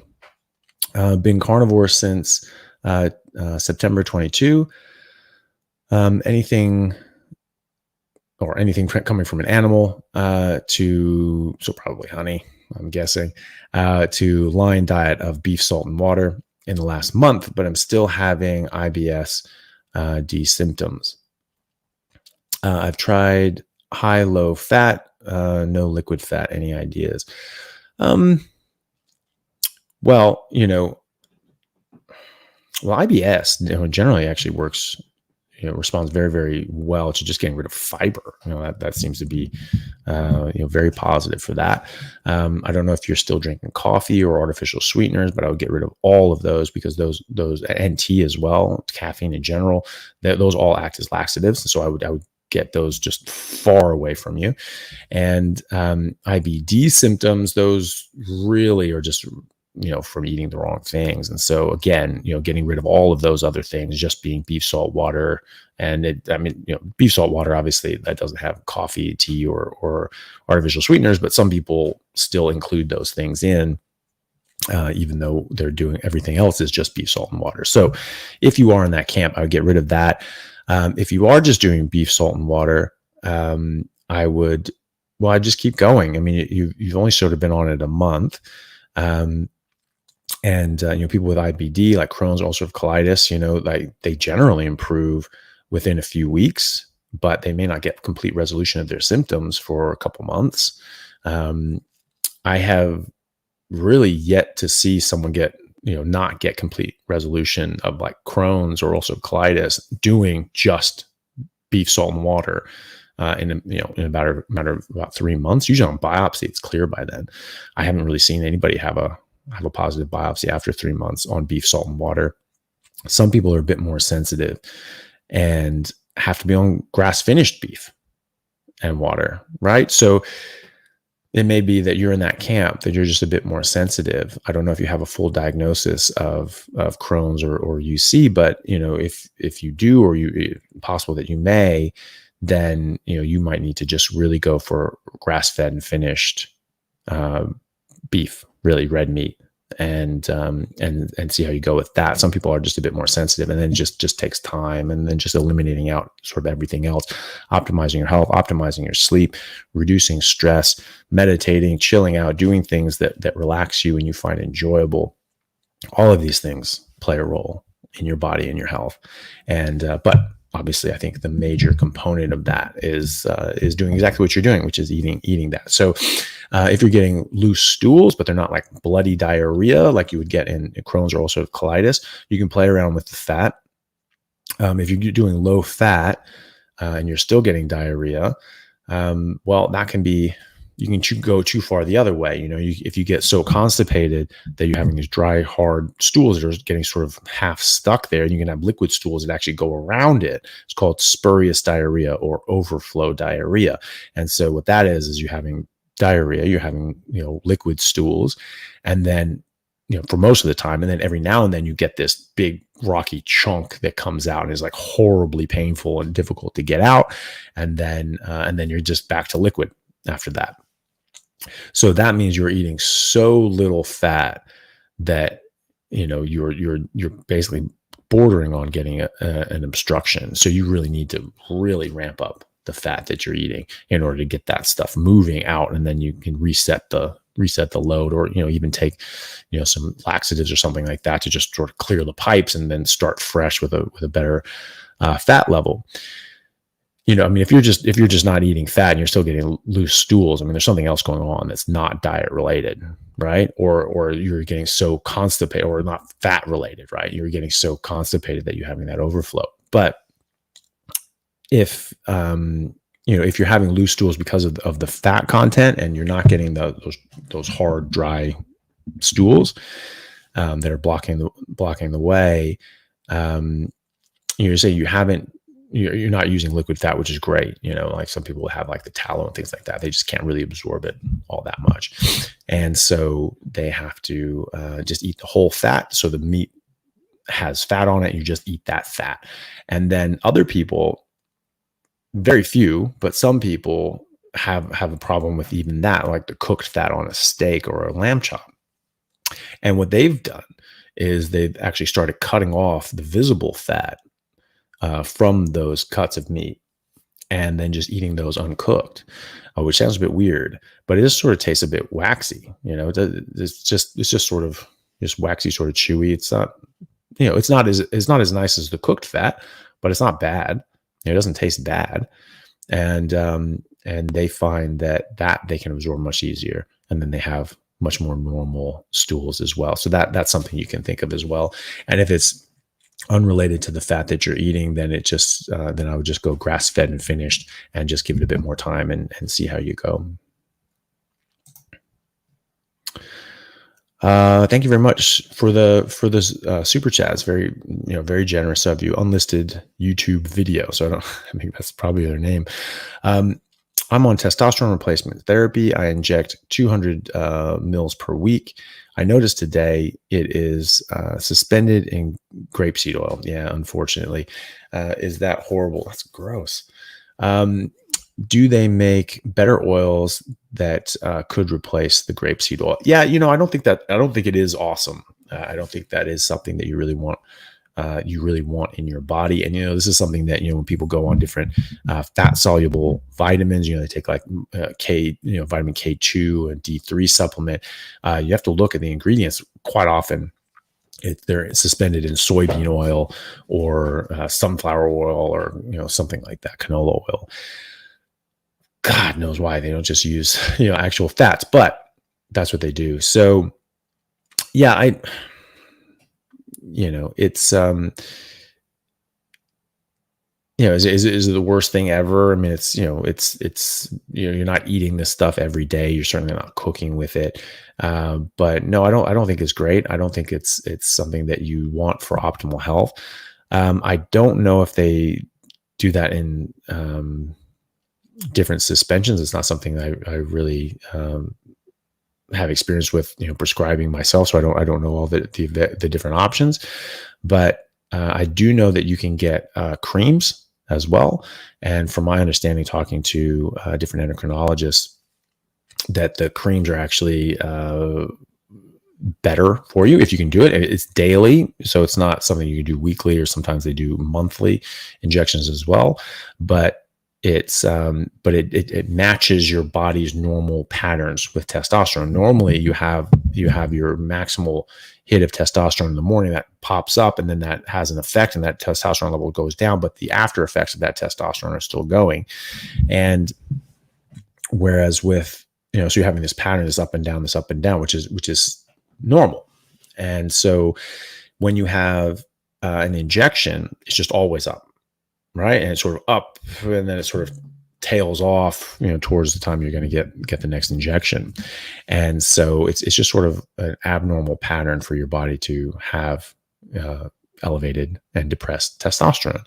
And so what you could do is you could talk to your prescribing doctor about getting onto a cream, and you just put that on in the morning, and and if that's okay with you, you have to be careful. You can't, be in contact. You have to wash your hands. You got to wash all that stuff off your hands, because you go and touch someone else. You pick up your baby. You shake someone's hand. You hug your wife. Things like that can get on them and get through their skin, and that can actually be a problem too. So that's sort of a downside, a logistical downside of the creams, is that you have to be more careful around other people. Whereas when you do an injection, it's just, it's done. It's in your body, right? And there have been cases. One I heard when I was a kid of someone who was on TRT, and their like 2-year-old kid all of a sudden had went through precocious puberty, and started growing like body hair and doing all sorts of different things and getting a deep voice. And I was like, whoa, what the hell is going on? And that was it. He just wasn't washing his hands properly after using this cream, or had him, and he was holding his baby, and he was just pumping this kid full of a bunch of testosterone. So that's not what you want. But it's easy to avoid. You put it on parts of your body that are generally covered by your shirt. You wash your hands thoroughly with soap and water. It shouldn't be a problem, and you're just careful about who you come into contact with on the parts of the body that touches. So hopefully that helps. I unfortunately don't know if there's other oil suspensions that they have. My guess would be probably not, just because those are the oils that are those are the liquid at room temperature anyway, and they're easy. No one actually in the industry, most people don't think of these things as toxic. Whether the industry knows that they are or not, they don't really care. It's cheap, and it's available, and it works for what they're doing. So I don't know of any others that have different suspension. So, if that's something that you think is maybe a problem, you could try the cream and just see if you feel better on that. If you don't feel much of a difference, that's fine. But, you are going to be getting the omega-6s and the other sorts of oils that are going to build up in your body as well with those injections, although it's not all that much. So it's just sort of personal preference on that one. So Eric, thank you so much for the super chat. Said, what about jujitsu? Is that similar to cardio or more high intensity? I do it 2 to 3 days a week. Depends on how hard you go. It's if you're really pushing yourself, that's definitely more high intensity. So that's going to be, because, it's something you can jog a marathon, right? But, try sprinting one, right? Eventually you're going to, if you're working maximally, you're going to get to a point where you have to stop, right?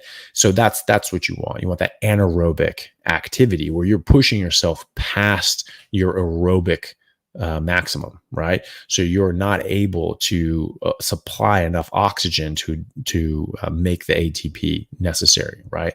And so you have to go down this anaerobic pathway, and it's less efficient and all that sort of stuff. And you eventually just cash out, and you're just like, okay, nope, that's all I got.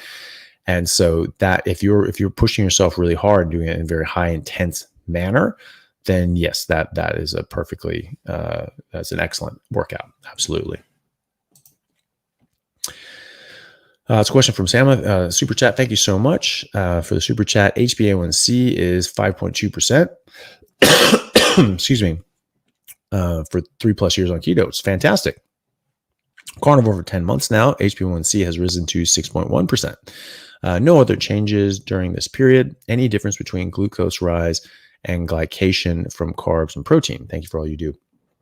So this is something that that you'll see if you track your glucose and you do like a daily finger prick and you check your glucose through the day, you'll find that your glucose level is low, and you'll find if you check your fasting insulin that it's low as well.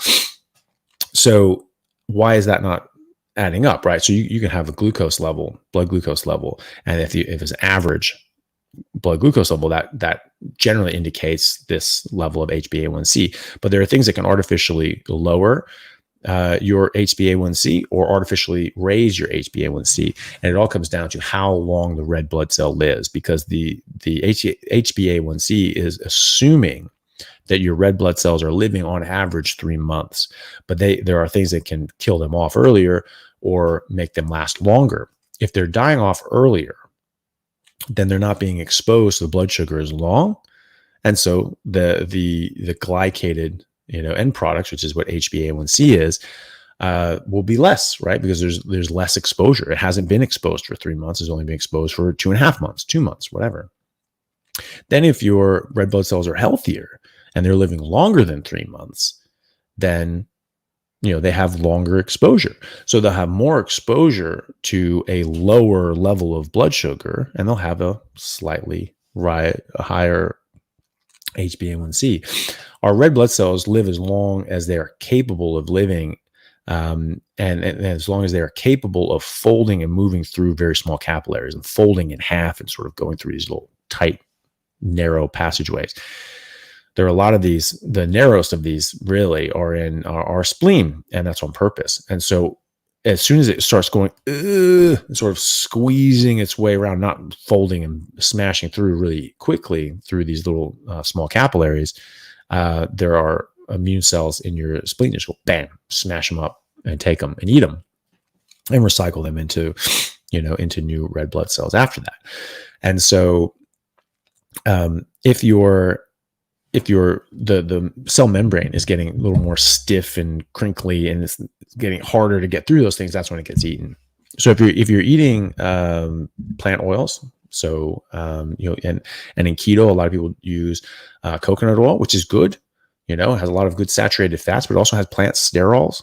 It has other things that aren't great for you, and those plant sterols can actually replace your healthy cholesterol in your body all over the place, but in this particular case, in your cell membrane.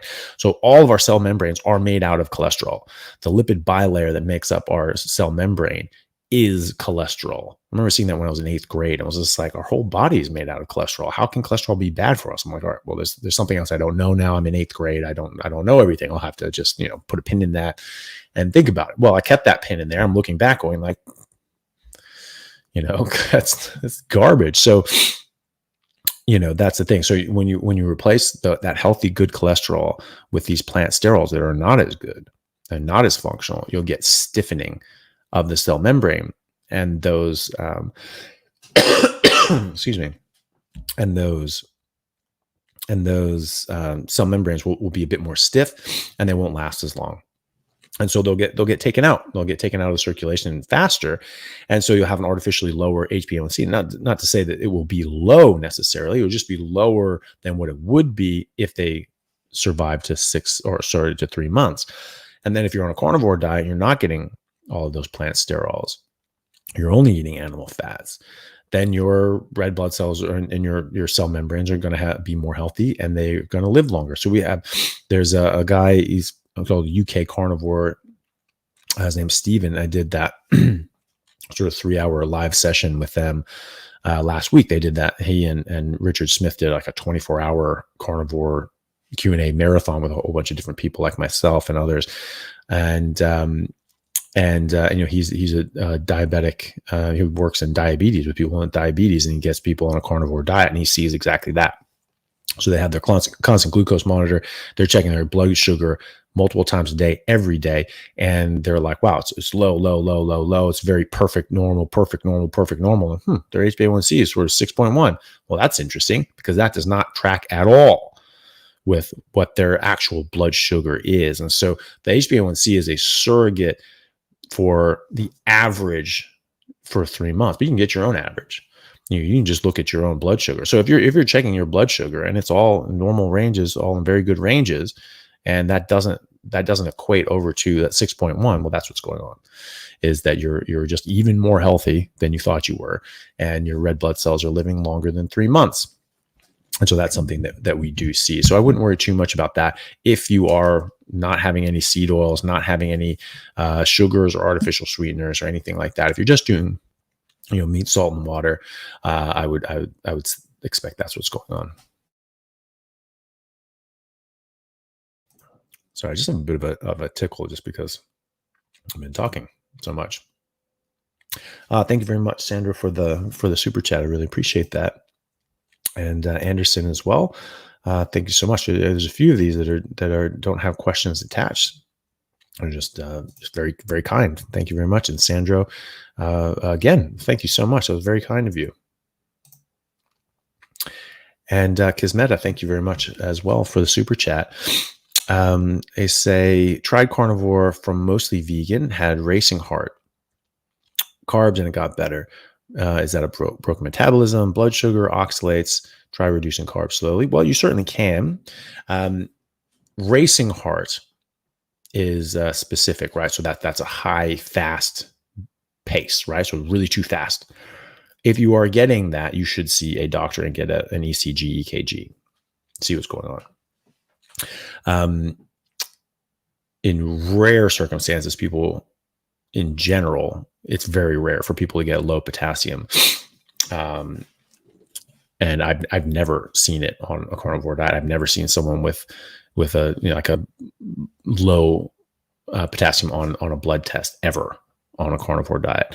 But there is a theoretical that when you reduce your insulin, that you can you go on a ketogenic diet, your insulin sort of goes down, and you can sort of lose some electrolytes. But in reality, your body has already compensated for something wrong that's happened, that your insulin is up, and that's causing you to hold on to things too much, and your body's compensating by throwing things out the door more in other areas of the microtubules. And then your insulin comes down. It doesn't just keep throwing out too much. It goes, okay, well, we can go back to normal now. We don't need to compensate for this problem that we're having with too high of insulin. So it can be that your body just normalizes straight after that. Some people, maybe they have, like in that first couple of weeks, maybe they have a bit of a disruption in their electrolytes. I have never seen someone get low potassium. Not to say that it couldn't happen. I'm just saying I've never seen it. When you get low potassium, like actually low, clinically low potassium on a blood test, and you get it past a certain point, you put yourself at risk of arrhythmias, and you can get a high, very fast heart rate, and it's irregular, sort of like a fluttery, sort of a big fast. It's called atrial fibrillation. So it's going really fast. So people can get atrial fibrillation from that. And so if you're getting that, I would absolutely, if you find that your blood, but if you're checking your pulse and it's super fast, it's well above 100 per minute, and it's irregular. It's not just the same pace or the same sort of, like a metronome, just sort of, the same sort of pattern. If it's an irregular pattern, sort of all over the place, okay, well that's something that you should go see a doctor about and get get an ECG, EKG, and then check your potassium. I have never seen that on someone going on a carnivore diet or keto diet. I've never seen that. But if that's what you're experiencing, that's what I would do. I would go to a doctor, I'd get those tests. And if you have low potassium, you correct the potassium, right? You can take potassium supplements and so on. What a lot of people get when they go off carbs or on a carnivore diet is they get a pounding heartbeat, and it's really noticeable, and they can hear it in their ears. And I got it too. I had it for a couple of weeks. I thought it was really weird. It kept me up at night. It was hard to sleep. It was just like, don't. I'm like, what the hell is going on? Thankfully, I was, a doctor at the time, so I was like, okay, I was just paying attention to it, and I could hear it clearly without having to feel my pulse. And so I just sort of listened to it, and I timed it. I was like, well, it's not fast, it's just like 75. That's perfectly fine. It's completely regular. There's absolutely nothing irregular about it. It's not a weird pattern or anything like that. So I don't know what's going on, but I'm not really worried about it at the same time. And a lot of people in that situation where they have that big, heavy heartbeat, and they go, I'm getting palpitations. And we use a lot of different terms to mean sort of the same thing. And because we use different terms, sometimes it's hard to know what we're all talking about. So I try to be very specific with all of this stuff. So sometimes they'll get that big, heavy, pounding heartbeat, and they'll go to the doctor or whatever, and they'll go to the doctor and they'll get an EKG or a Holter, which will check it for a few days, and they'll find that, well, everything's fine, everything looks fine, but they're like, okay, well, it doesn't feel fine. It feels like it's all weird. And they check their electrolytes, everything's fine, everything's normal, potassium's perfect, magnesium's perfect, calcium's perfect. So what are you going to do? And well, I think I don't know what's going on at that point if everything else is normal, but it is something that I've experienced and that other people have experienced, and they go away. I think it could potentially have something to do with ketones themselves, because your cardiomyocytes actually prefer to run on ketones. They run better on ketones, as does your brain. And so I think it might have something to do with that, where now your ketones are going up and your heart goes like, you're just like you're putting jet fuel, into your car, all of a sudden your heart's like, oh my God, yes. And it's all of a sudden it's off to the races. So it's boom, boom. It's working really, really well. It doesn't mean anything's wrong. It doesn't mean there's a problem with the electricity of the heart. It could just be something as simple. And I don't have the answer for this. This is my guess on this, is that it could be that you're now getting this more optimal fuel and your heart's just working better and thumping harder. But either way, as long as your EKG is normal, ECG in other parts of the world, and your electrolytes are normal, then it'll go away. If it's that pounding, if it's racing, if your heart rate's over 100, you need to get that checked out and taken a look at.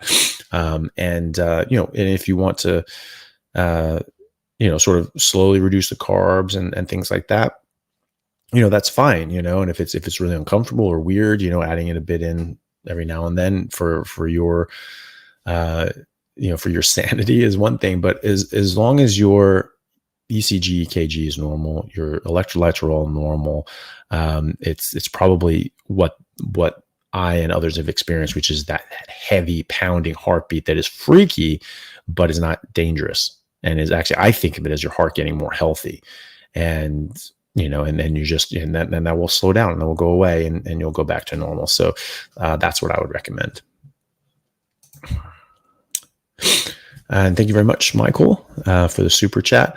I eat red meat, shrimp, crab, bacon, cheese, LMNT twice a day, and that's the electrolytes, the company that does electrolytes.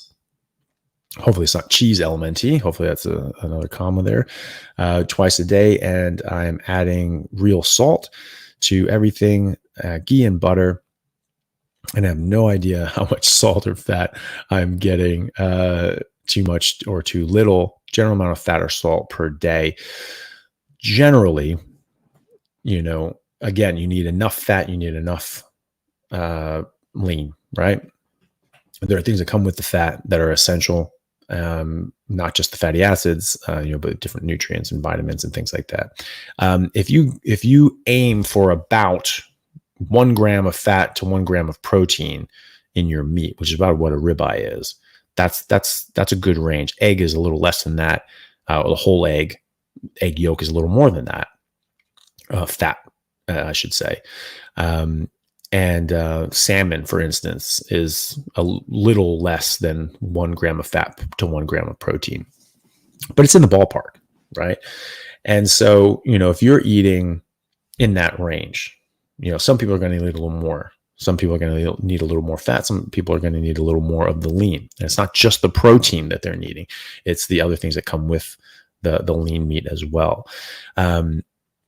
So aim for that. Aim for sort of like gram for gram fat to protein, and then adjust from there. I think that, going by your stools, if you're getting dry, hard, rocky stools, you're not eating enough fat, right? Because you have a limited capacity to absorb fat based on our bile secretion from our liver. I think that our bodies don't do anything by mistake. I think it's making a certain amount of bile because it wants a certain amount of fat to come back in return for that investment that it's made in making that resource, which is bile.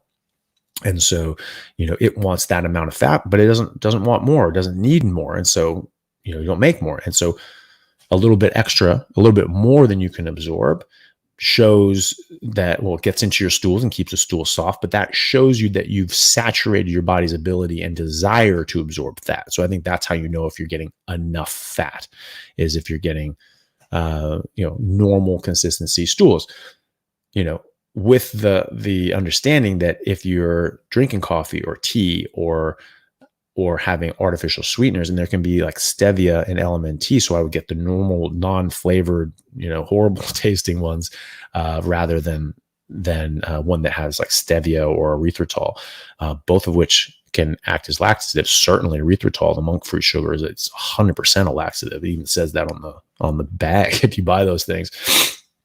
And so I would avoid all of those things, because that can screw it up. Because if you're not getting enough fat, and you would normally get dry, hard stools, but you're drinking coffee and you're taking artificial sweeteners, then it might normalize it and think like, oh yeah, everything's normal, having normal stools, so I'm getting enough fat. Well, maybe you're not.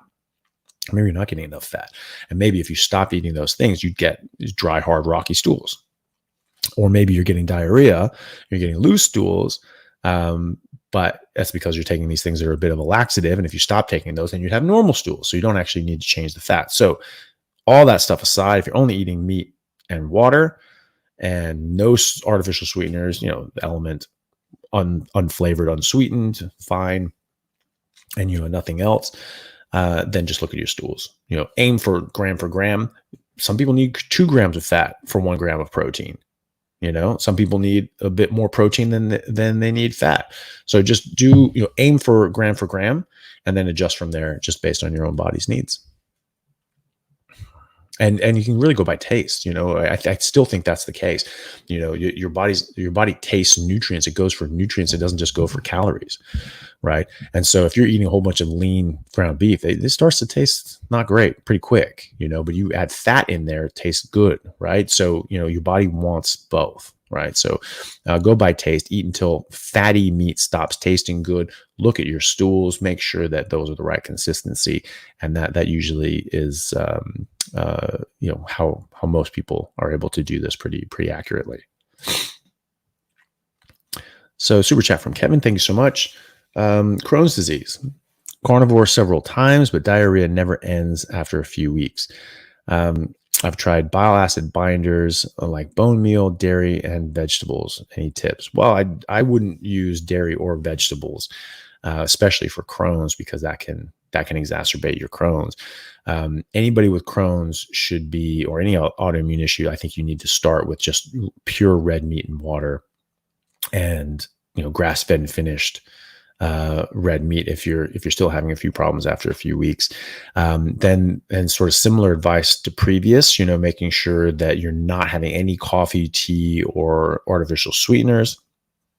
Again, dairy and eggs will generally cause problems with people with Crohn's, and 100% vegetables will.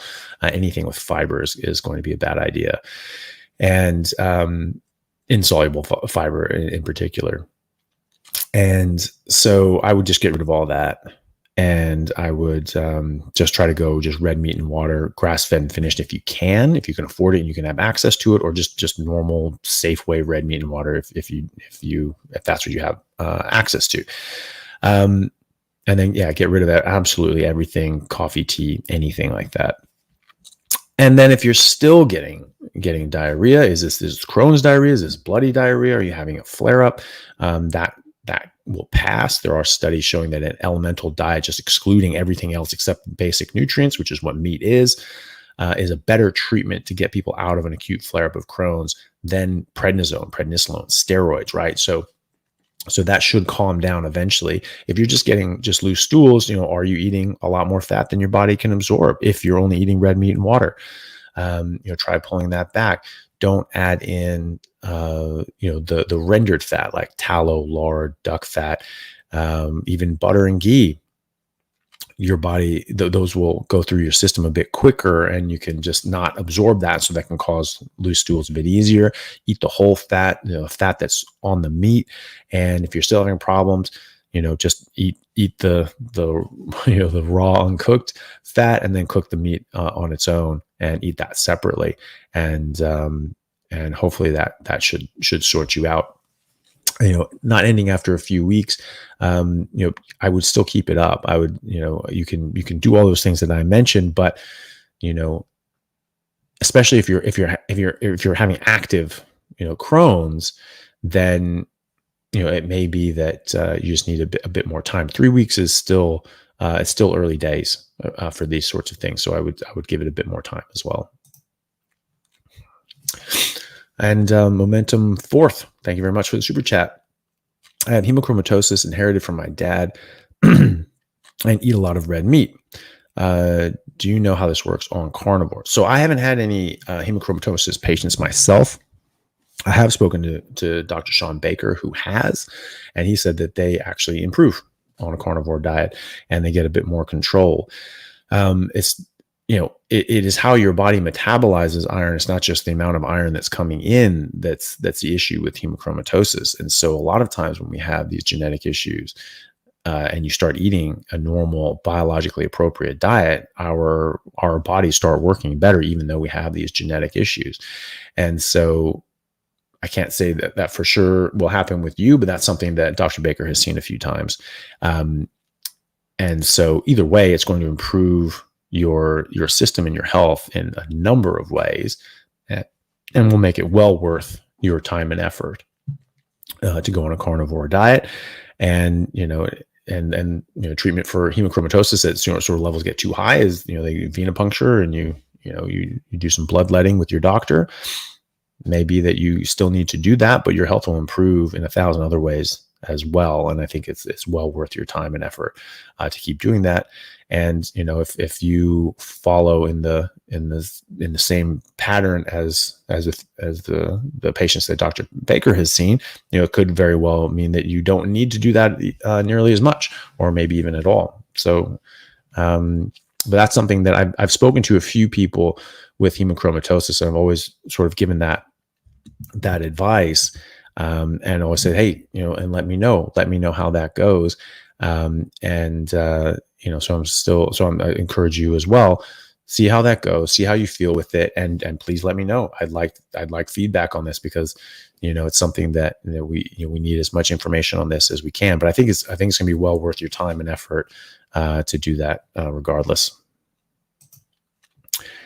And Cafe FX, thank you so much for the super chat. There's no question attached, but thank you for that. Okay, and just let's see.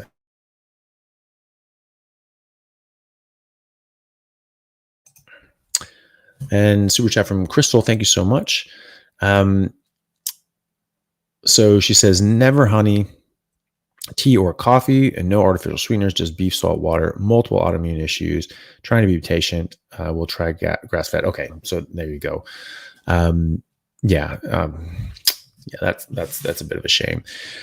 Some people are just a bit more sensitive with autoimmune issues, and they really have to be on just grass-fed and finished water. So, this was Crystal earlier talking about, the IBS and IBD symptoms. So, having multiple autoimmune issues, is going to take time. Not everything is going to heal as fast as others. I do see people with Crohn's and ulcerative colitis improve a lot on just red meat and water in a few weeks, but it can take longer than that. And rheumatoid arthritis, multiple sclerosis, things like that. These can take longer as well. Rheumatoid arthritis seems to improve in weeks to months. MS is going to take several months. Hashimoto's can take over a year. Not everyone will improve completely on these things. Some of these autoimmune issues actually cause permanent damage. Obviously, they're attacking your body, and so with MS, it's attacking your nervous tissue, your nerves, right? And so it's causing damage and demyelination to your axons and your nerves in your body. That can cause serious problems, serious neurological problems, but you can heal. I've seen people heal on this. This is anecdotal, but I have seen people reverse their symptoms and regrow the lesion, like their lesions, the damaged parts of their nerves in their body. They actually start getting better on MRI. There was Dr. Sarah, who I had on the podcast. She had very bad multiple sclerosis in her 30s and was crippled. She was basically in a wheelchair, and 6 months later she was doing ballet, right? And her MRI showed that she had her lesions and damage to her nerves were actually resolving on MRI. So that's amazing. And so, but again, 6 months, and so that's, so I'd be patient and just do sort of everything that we talked about, try to mess around with the fat and try to eat the solid fat and even uncooked fat, as well. And just see how that goes for you. And, then just make sure that you're giving it enough time. And, a lot of these things can take a while to heal. When someone has one autoimmune issue, it predisposes them to having more autoimmune issues. And it sounds like you're in that case. So will take time regardless. But there are definitely things that can help you along the way as well.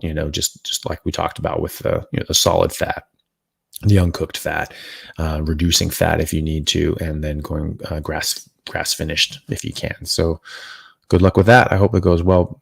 Please do let me know how you go. Super chat from Mitchell. Thank you very much. Best suggestions on how to get started while over the road driving a semi truck with limited to no time to sit down and cook before having to go to sleep. Truck stop food is about the only other option, and it's total garbage. Yes, that is a difficulty. I guess it depends on how long your trips are. You could pre-cook things.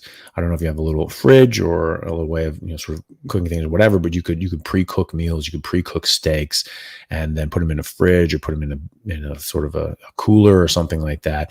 And then just eat those and just sort of ration out how much you think you're going to need each day. When I go camping, sometimes I'll do that while I'll, cook a bunch of steaks and just come up into cubes and just bring a big bag of that, or cook them on the go in like little cubes and cook them on fire. Obviously that's camping though. But then at one point I was just like, all right, well, I just went to a grocery store. I was sort of stocking up on food because I was sort of on like a 2-week trip, camping and hiking, going up all around Western Australia. And I just decided to buy like a couple hams. This is like whole big hams. And I just ate those. I was just cutting off huge chunks of ham with, the fat and the skin and the meat. And because it was a bit more lean than I wanted, people think it was like, oh, ham, it's very fatty. It's not all that fatty. It's actually quite lean. And, the hind legs are always more lean on animals. And so I was getting butter. And so I get like a thing of butter, cut a slice of butter and put it on with ham, and sort of ate it with like cheese, like ham and cheese, but I would do it ham and butter. And so that's what I did as well. So you can do that too. Hams, I mean, they're designed to be preserved, right? I mean, that's why we've made them, so that they can just sit there and for, the whole, season, winter or whatever.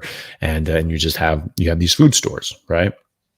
And so you can do that as well. So I would pre-cook these things and bring them in a cooler and just have enough food to go for the few days that you're going, or if it's a couple weeks, you need to plan a bit more out there. I have even just bought steaks from the store and just eaten them raw. Unless you are contaminating them, they are very unlikely to be contaminated. So the idea that you're going to get food poisoning from meat it's just not borne out by reality.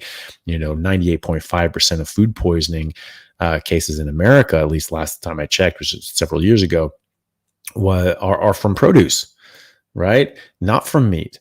And the ones that are from meat are from food handling errors. So it's like someone at a restaurant who's cooking your food, maybe one of the ingredients was meat, and he didn't wash his hands or she didn't wash their hands, and they go and touch something and they get E. coli on it or whatever, and people get that. Is that from the meat? No, that's from somebody's hands, dirty hands that they didn't wash, right? There was meat in it. A famous case was Jack in the Box back in the 90s, I want to say, in Seattle. I think it was in U district, actually, at University of Washington, and I think like 6 people died of E. coli. And they're like, oh my God, the contaminated meat.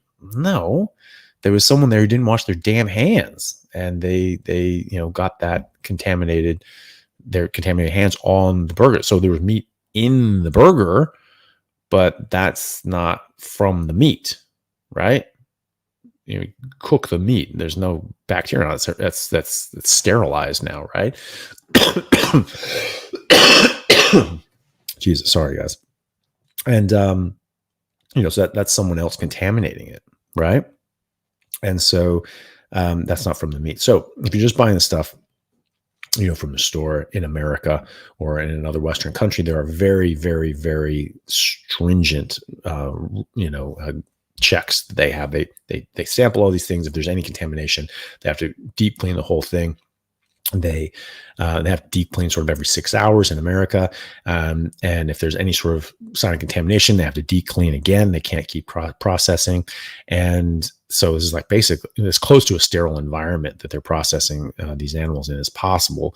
And then they take samples and packages of meat away from that and send it off to the lab. Any sign of contamination, they just pull the whole load back. And this is why occasionally you get recalls, but it's actually very rare that happens.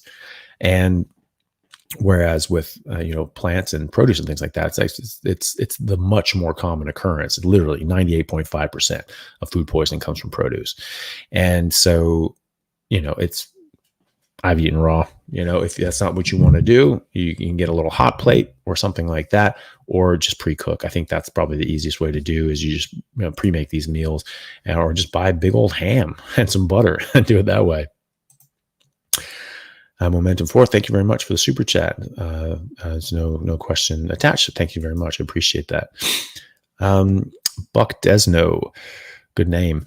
Wow, so impressed at the time you've spent tonight helping people. I miss a lot during work around the house, but YouTube on behalf of all. Well, thank you very much. I appreciate that. And well, it's good to sort of field these questions and to talk to people and hopefully it's helpful. Question from Peter Gauze. Thank you very much for that. An explanation would be effective long-term exposure to low-density lipoprotein cholesterol beginning early in life on the risk of coronary heart disease, a Mendelian randomized analysis. Oh, so this is Peter, I think this is who commented on my Instagram post about this live. I did respond to your comment on Instagram. I tried the link for that you put there, but I didn't open up. I said the web page wasn't found. So I did try to look for that before coming on today, because that would have been great to sort of take a look at. But so I don't know what that paper says, but I do know that there are a number of studies with hundreds of thousands of people showing that higher LDL, people over the age of 65, that higher LDL cholesterol equates to longer life and lower cancer rates and lower infectious disease rates and lower Alzheimer's and lower Parkinson's and less likely to go to a nursing home. So there does seem to be a direct relationship to in older adults with higher LDL cholesterol and better health and longevity. And all the original studies sort of suggesting, a correlation between higher LDL and heart disease, have been debunked, shown to have been fraudulent. And like the Framingham study, I mean, this is something that's been, touted as just one of like the game changers in cardiology as far as cholesterol is concerned. That was completely misrepresented. The results were completely misrepresented by the AHA, the American Heart Association, because they're eminently corrupted. At least they were then. I have no idea how their ties run now, but I'd have no reason to suspect that they're not completely corrupted, as they've started out corrupted by industry funding and money and bribes. And so they misrepresented the Framingham study. And they said that the Framingham study showed that higher total cholesterol and LDL equated to higher rates of cardiovascular disease and death. In fact, they found the exact opposite.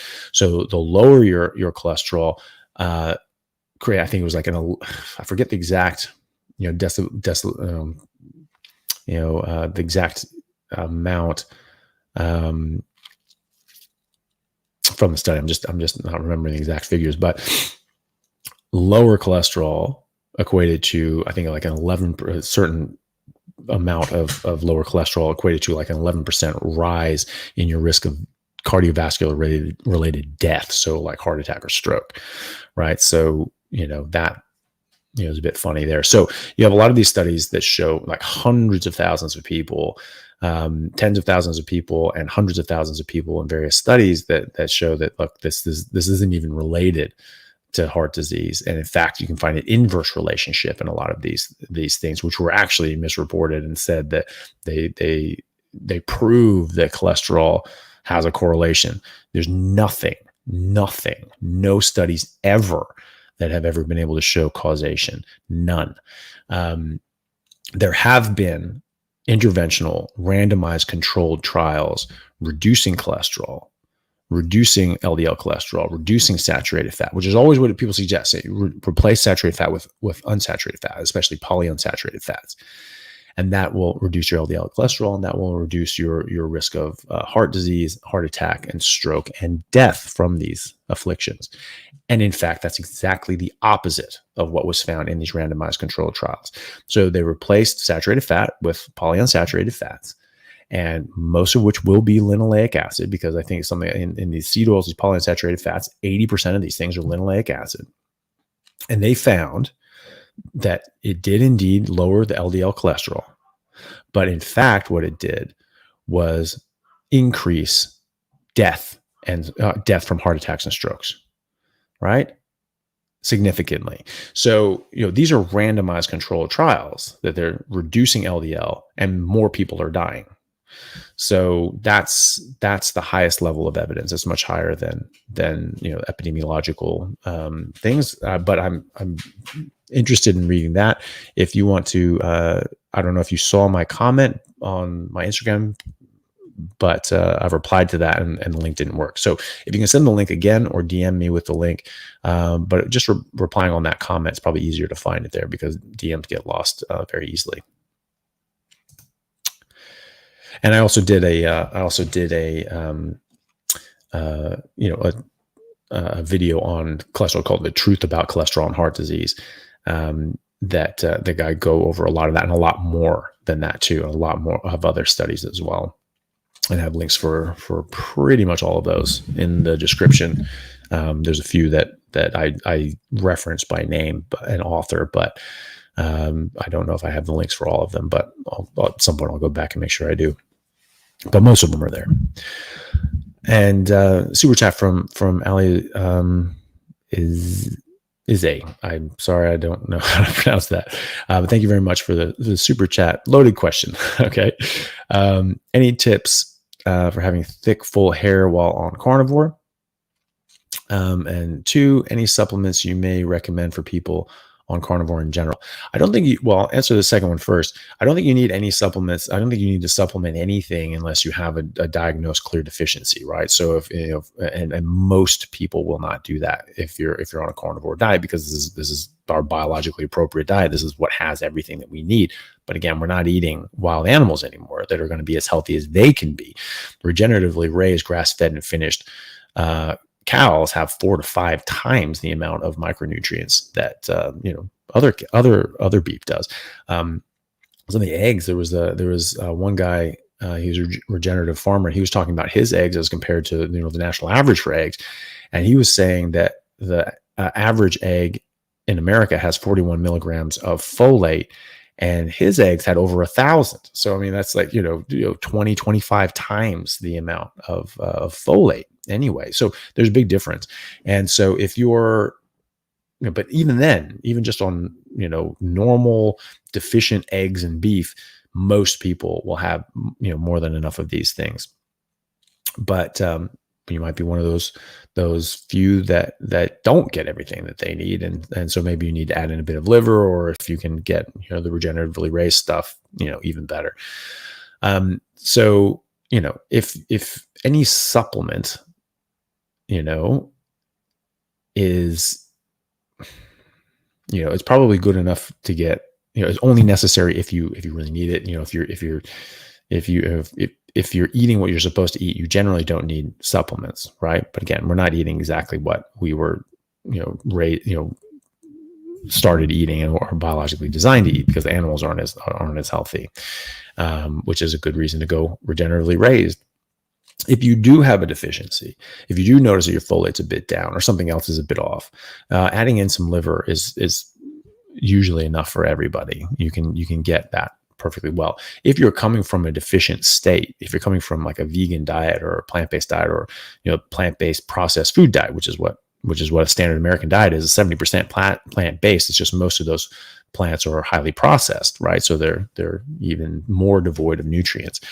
And so, if you're coming from that nutritionally deficient state, sometimes adding in a bit of liver, a bit more liver, or, if you're going to be deficient in a lot of things, maybe taking some supplements on top of liver or whatever targeted, magnesium, zinc, or, D3 or something like that, B12, folate, all these things just to sort of get you topped up, and then using the diet to just sort of keep you there can be a good idea, depending on how deficient you are. I think if you are just go onto a carnivore diet, those are all going to start improving anyway. It just might be a bit of a leg up and a boost to get you there quicker, to take some targeted supplements if you have those specific deficiencies on blood tests. Generally, just adding in a bit of liver is exactly what you want. That's just nature's multivitamin, liver. And so you may not have to keep doing that. Maybe just, take a bit of this stuff until you sort of get topped up, and then just eating, steaks will just keep you there. In a few months, steaks will probably get you there on their own. This may be just a bit faster. Or if you're one of those people that just metabolizes things a little differently, you might need to just keep a bit of liver in your diet as a regular occurrence. And some people will definitely be there. Tips to have thick, full hair on carnivore. Just be on carnivore. Most people get better hair. They'll get thicker hair. The hair follicles themselves, or the hair strands themselves, will actually, some will get thicker and bigger, and that maybe you won't have more hair, but the hair that you have will be more full, and so that can give the appearance of thicker hair. Will be thicker, but it just won't necessarily be more plentiful. If your hair follicles have sort of gotten damaged. They can be damaged through insulin, basically through damage from insulin, high insulin all the time, and so you're getting insulin resistance that's related to hair loss as well, and especially like male pattern hair loss. But even women can lose hair, thin their hair because of that as well. And my girlfriend Elle, she works in the hair industry, and she has business in hair extensions, and so she's seeing all the people that want thicker, fuller hair, and she says that vegans and vegetarians always have the worst hair. It's always the thinnest. It's always the weakest. It's always the less healthy.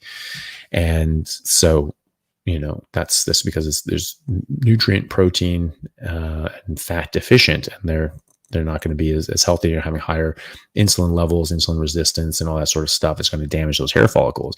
Eventually, those hair follicles are going to be damaged enough that they won't produce a hair, but they can still be alive. And so if that's the case, you can actually reverse some of your hair loss by doing this, because it will sort of revitalize and that hair follicle, and it'll actually start growing hair again. And I've seen people do that, and I've seen people get much thicker and fuller hair. A guest of mine on the podcast, Dr. Sean O'Mara, the guy's got just an absolute thick, full head of hair, like a Muppet thickness of hair. It's like and like Ernie or something like that. It's just big, thick hair. And he's 59 years old, and he's in great health. And his skin is better, his physique is better, his health is better, his hair is better, and he looks younger now than he did, 20 years ago on a different diet. So it's, it makes a big difference. There are some people that will find that they have, short-term sort of hair loss. And a lot of people, when they're losing weight and they're sort of changing all their nutrients and things around, they can lose some hair. If all your vitamins and minerals and everything like that are in a good area, and you're getting enough protein, you're getting enough fat, you're eating enough. Some people undereat. And, there are studies with fasting showing that, like, people that long-term fast, they can lose hair, but if they eat over 100 grams of protein a day, they don't lose hair, right? So are you eating enough? Are you getting enough protein? Are you getting enough fat? Are you getting enough for your body, so that your body's not having to cut corners on things that don't really matter as much, like your hair, so that to keep the protein and nutrients available for the other parts of your body that are more important.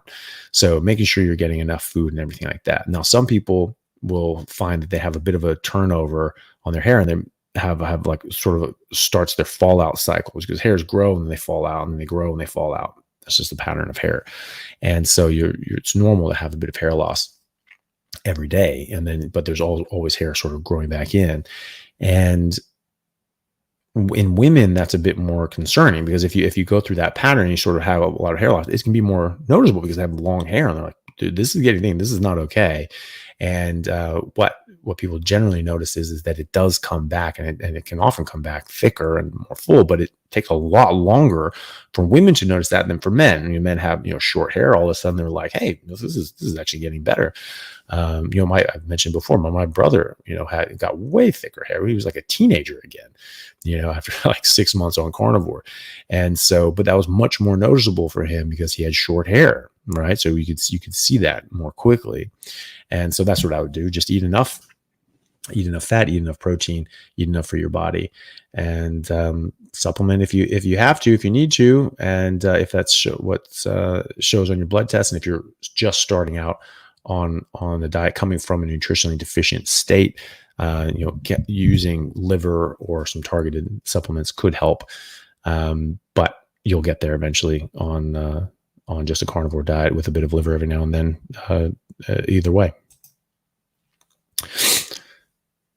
So, question from Nate. Thank you so much for the super chat. I'm a bit underweight, trying to put on muscle. Can you put on good muscle on OMAD? So 1 meal a day. I feel cognitively better on 1 meal a day, but also want to gain muscle. Well, you can gain muscle, but you have to you have to stimulate your body. You have to be lifting weights, doing sprints, and you have to eat enough. If you're not doing both of those, you're not going to put on muscle, right?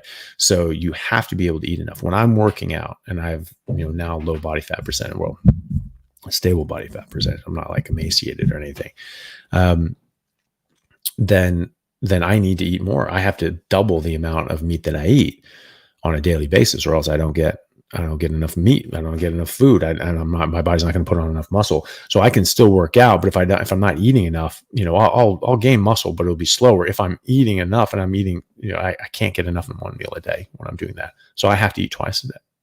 I literally double my intake when I'm working out a lot. And when I get enough and I eat to the point that my body's like, yep, that's enough, I put on muscle very easily now, more easily now at 43 than at any other point in my life ever. It's just ridiculous. And so but it's because I'm eating enough. If I'm getting to the point where I can't eat all that much, I'm just so busy with work, I'm not able to cook, 3, 2-pound steaks a day. And, just logistically, it's just not able to do that. I sort of plateau. I was like, that's just sort of where I'm at. I sort of stabilize around 240 pounds of body weight with, under 10% body fat. And usually when I'm working out more and more, I get down to around 5 or 6% body fat.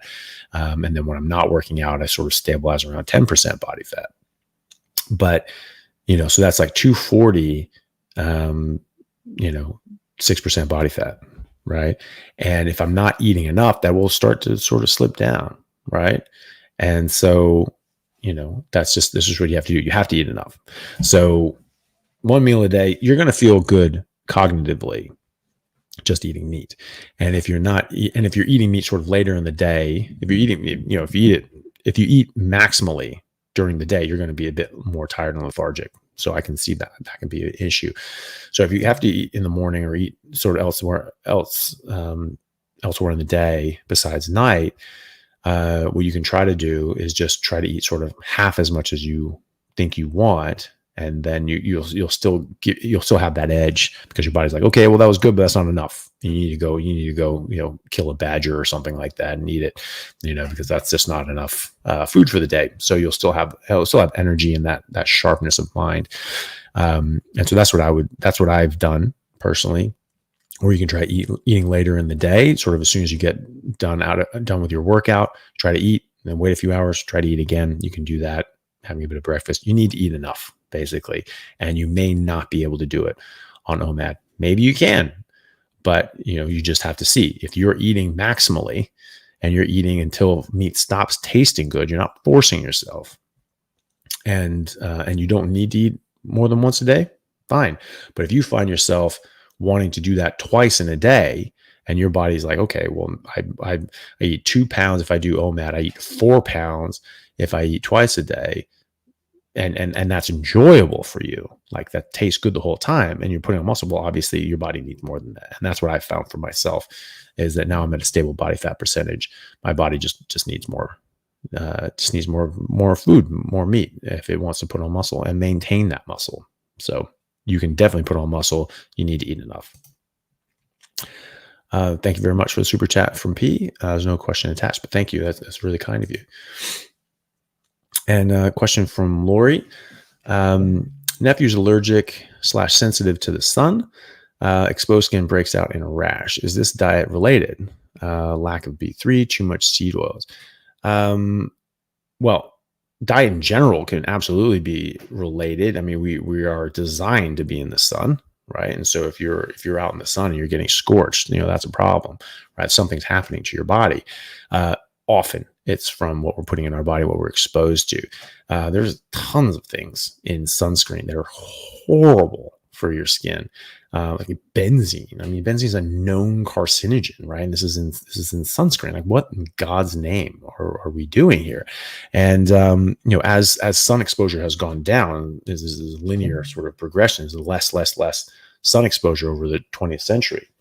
Cancer rates have reciprocally gone up. So there's an inverse relationship between sun exposure and skin cancer rates, right? So what the hell is going on there? It's not directly related to the sun. We're being more damaged by the sun, maybe.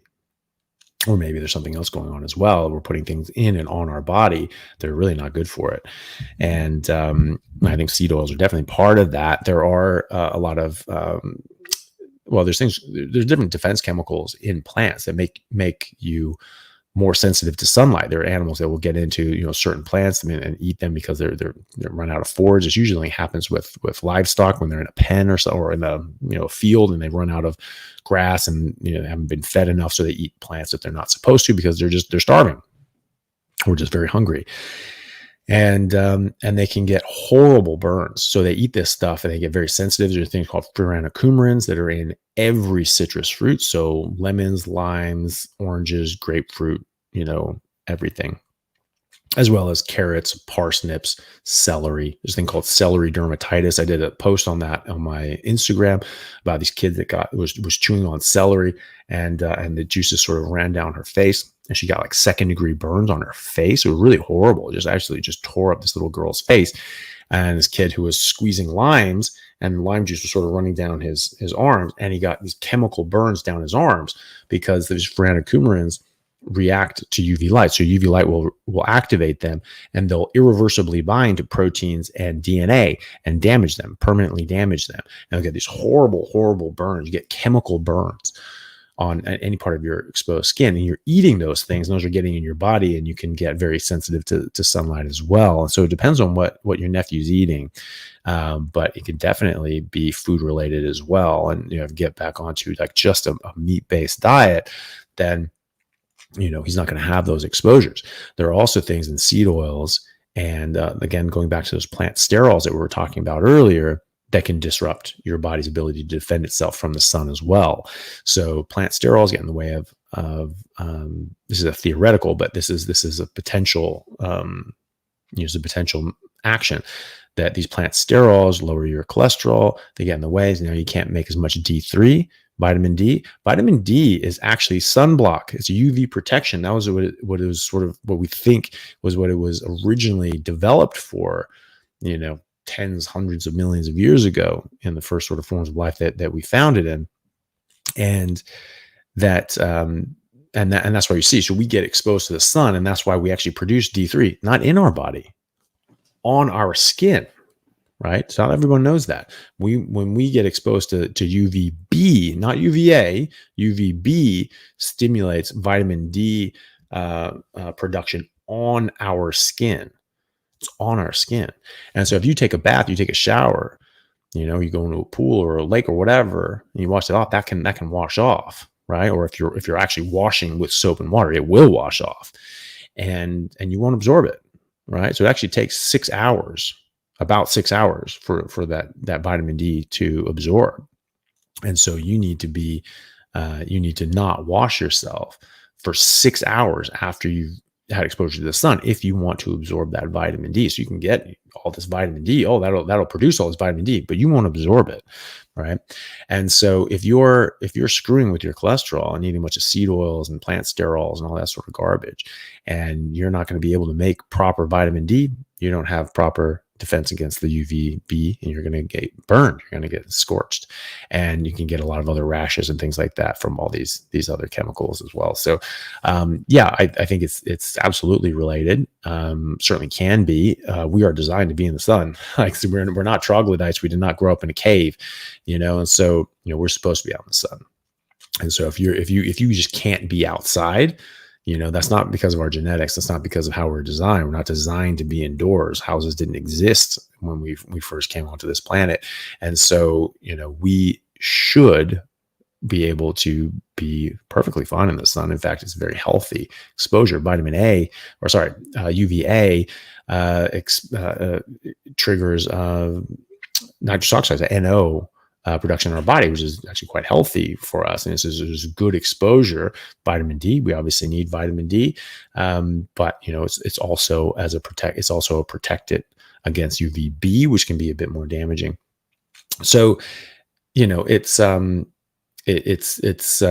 almost certainly to do with what your nephew's eating, unfortunately, and it could be stuff that they're putting on his skin. It could be different sorts of certainly any plant-based lotion or moisturizer or anything. Even vitamin E is not good. So it's good after the sun. It's good for your skin outside of the sun. But I learned in my dermatology course in medical school, I don't have a study for this. It's just what we were told by a professor of dermatology at the time, and it's just part of one of our lectures. What was that? UV light actually mutates vitamin E. So if you have it on your skin, and it's most sunscreens, most lotions all have vitamin E, because everyone knows, ooh, vitamin E is good for your skin. So this is for my skin, has vitamin E. There, checks all the boxes, right? And so, if you have this on your skin, you go into the sun, they can actually change that and mutate that into, another chemical is actually much more harmful to your skin. And what she said at the time was that putting vitamin E on your skin and going in the sun increases your risk for skin cancer by 20 times, right? Big difference, I think it was 20 times. Anyway, it was a market increase anyway. And I don't know, 10 to 20 times. I forget exactly what, but anyway, it was a big increase in skin cancer risk. So just something to think about. There's a lot of things are involved in that. And thank you for the super chat, Allie. So more questions. 3, any benefits by consuming red wine and apple cider vinegar? I don't think so. I don't think you're going to get any benefit. Maybe if you're eating plants and a lot of other things and it's hard for your body to digest them and break them down, maybe. But if you're just eating meat, I don't think they add any benefit, and they can absolutely bring harmful things. Red wine, apart from the alcohol itself, think about all the different tannins and other sorts of harmful chemicals that are in there as well. Tannins are going to bind irreversibly. You're going to denature and bind to different proteins, make those unavailable. You can't absorb them. You can't use them. So that's not good either. So I don't think that those add anything on a carnivore diet. For any concerns of iron accumulation for men and good to donate blood? No, I don't think so. We weren't. We were designed to bleed. We were designed to fight things and be in fights and maybe get cut and bleed and all that sort of stuff. But I don't think that was in our nature designed to be, well, we need to be cut and mauled by a lion at least once a month in order to maintain healthy iron levels. I don't think our body is that silly. It's gonna work well on its own without having to be harmed. So no, I don't think there's any issue for that. If you want to donate blood, it's a very good thing to do. It helps. Literally saves lives. We use blood all the time, and it is a very important resource. And so if people are able to donate blood, that's obviously a wonderful thing for people to do. I don't necessarily think that it's important and vital for people to do for their own health. It is thought that women live on average 5 years longer than men because potentially they menstruate and they sort of reduce that iron load and that they have less oxidative stress. However, if you're just eating a carnivore diet, your oxidative stress is going to be far, far lower. So I don't know if you're going to get any benefit on top of that. But also, averages are a funny thing, because you can have an average for anything, and people attribute, well, it's because women menstruate. That may be why. Well, it may be why. It may be a contributing factor, but it's also, men are, much more likely to involve themselves in dangerous occupations. They're much more, and certainly historically, when that figure came out, when I was a kid, I heard that in the 80s, that women live 5 years longer, and maybe it's because of the blood loss. Well, up until that point, it was predominantly men in military, going to wars, dying in wars, right? You can't die in a war if you're not in a war, right? Casualties of civilians, obviously, but as far as soldiers is concerned, and are concerned, and they're much more likely to work down a coal mine or on an oil rig or in all these other sorts of very dangerous occupations, which are going to lead to some people dying. And so that can also obviously affect the average life expectancy, because again, it's just an average life expectancy. It's not necessarily saying, okay, if you're dying of old age, how old do you make it to? That's not the same thing. But no, I don't think that you necessarily have to worry about that. If you want to donate blood, I think that's a very laudable thing to do, and it certainly will help other people, and it will certainly save their lives and make other people live longer. So that's worth it in itself. And 5, what about consuming whey and collagen powder and creatine? You're going to get tons of protein, tons of collagen just eating meat. If you want to take some whey or collagen powder, I would just get the stuff that it's only whey and collagen powder, absolutely no other artificial sweeteners or flavorings or any garbage like that. But you're gonna get all the protein and collagen that you need just from meat. Creatine depends on what you're doing, but red meat has a ton of creatine in it, and you probably don't need to supplement on top of that if you're just getting all of your food from red meat. If you're into lifting weights, you're into sports, and you want to take some creatine on top of that, and you find that helps you, go for it. I think the vast majority of people don't need to do that. Like I said, I've never put on muscle faster or easier than I do right now, just eating 99% of what I eat is red meat. And so I get a bunch of creatine, and I get a bunch of, leucine and arginine and all these other sorts of, pro-anabolic proteins that are amino acids that are very, very good for you. And I'm, optimize my testosterone for the age I'm at, and my growth hormone and all these sorts of things. My body just works well. I don't have the levels that I had, as a 25-year-old, but I'm not 25. But I'm putting on weight and I'm putting on muscle and maintaining it easier than when I did in my early 20s, actually, and certainly any other time in my life. So, it's I don't think you need to take that stuff. Maybe if you're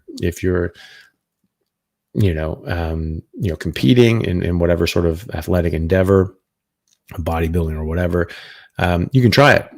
I would just try a few months on carnivore and just eating red meat and see how you go. And maybe you add in a bit of creatine, see if that helps do anything for you, and then come off of it, see if there's a difference. Just experiment with yourself and see if that's something that you would benefit from a little more of. So Sarah, thank you very much for the super chat. And what do you think about oxalate dumping? Well, look, I read Sally Norton's book on oxalates called Toxic Superfoods, which I think she lays out an extremely compelling case for oxalates being very harmful, and they are, and for oxalate dumping as well.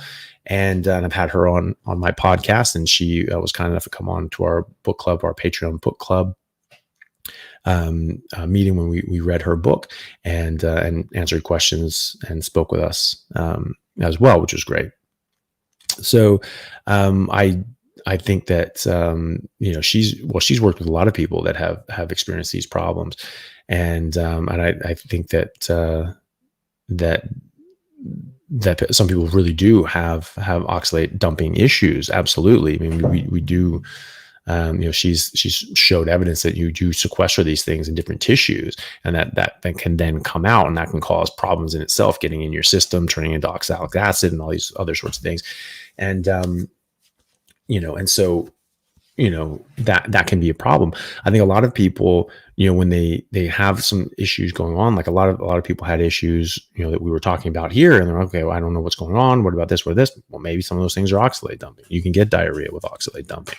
You can get other sorts of joint and muscle pains and things like that with oxalate dumping. So potentially, all these people, if you're still listening, that's potentially on the cards as well. But a lot of times there are other sorts of things that are going on that you can troubleshoot, and that seems to fix it. And I've noticed that with a lot of people, that it does fix a lot of things. Just there's other things that are going on. You fix all those things. I have come across a few people, but it was a few people who have gone through that, and we've troubleshot everything.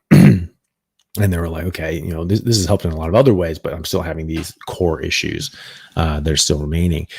And we sort of went, okay, well, just through process of elimination, this could be, oxalate dumping. And they go on Sally's, protocol and start, just the very low bit of oxalate sort of introduction. And that actually does help. And it's like, okay, well, look, that for whatever reason, if it's oxalate dumping or just something that's behaving very similarly to it, this is what's going on. And so, just doing that protocol that she lays out in her book is seemed to be helpful. So I definitely think that it's something that people can be affected by. I think it is quite rare, even to the point of causing like extreme issues ongoing. Sally, unfortunately had a very bad reaction herself, and she's worked with a lot of people that have had that too.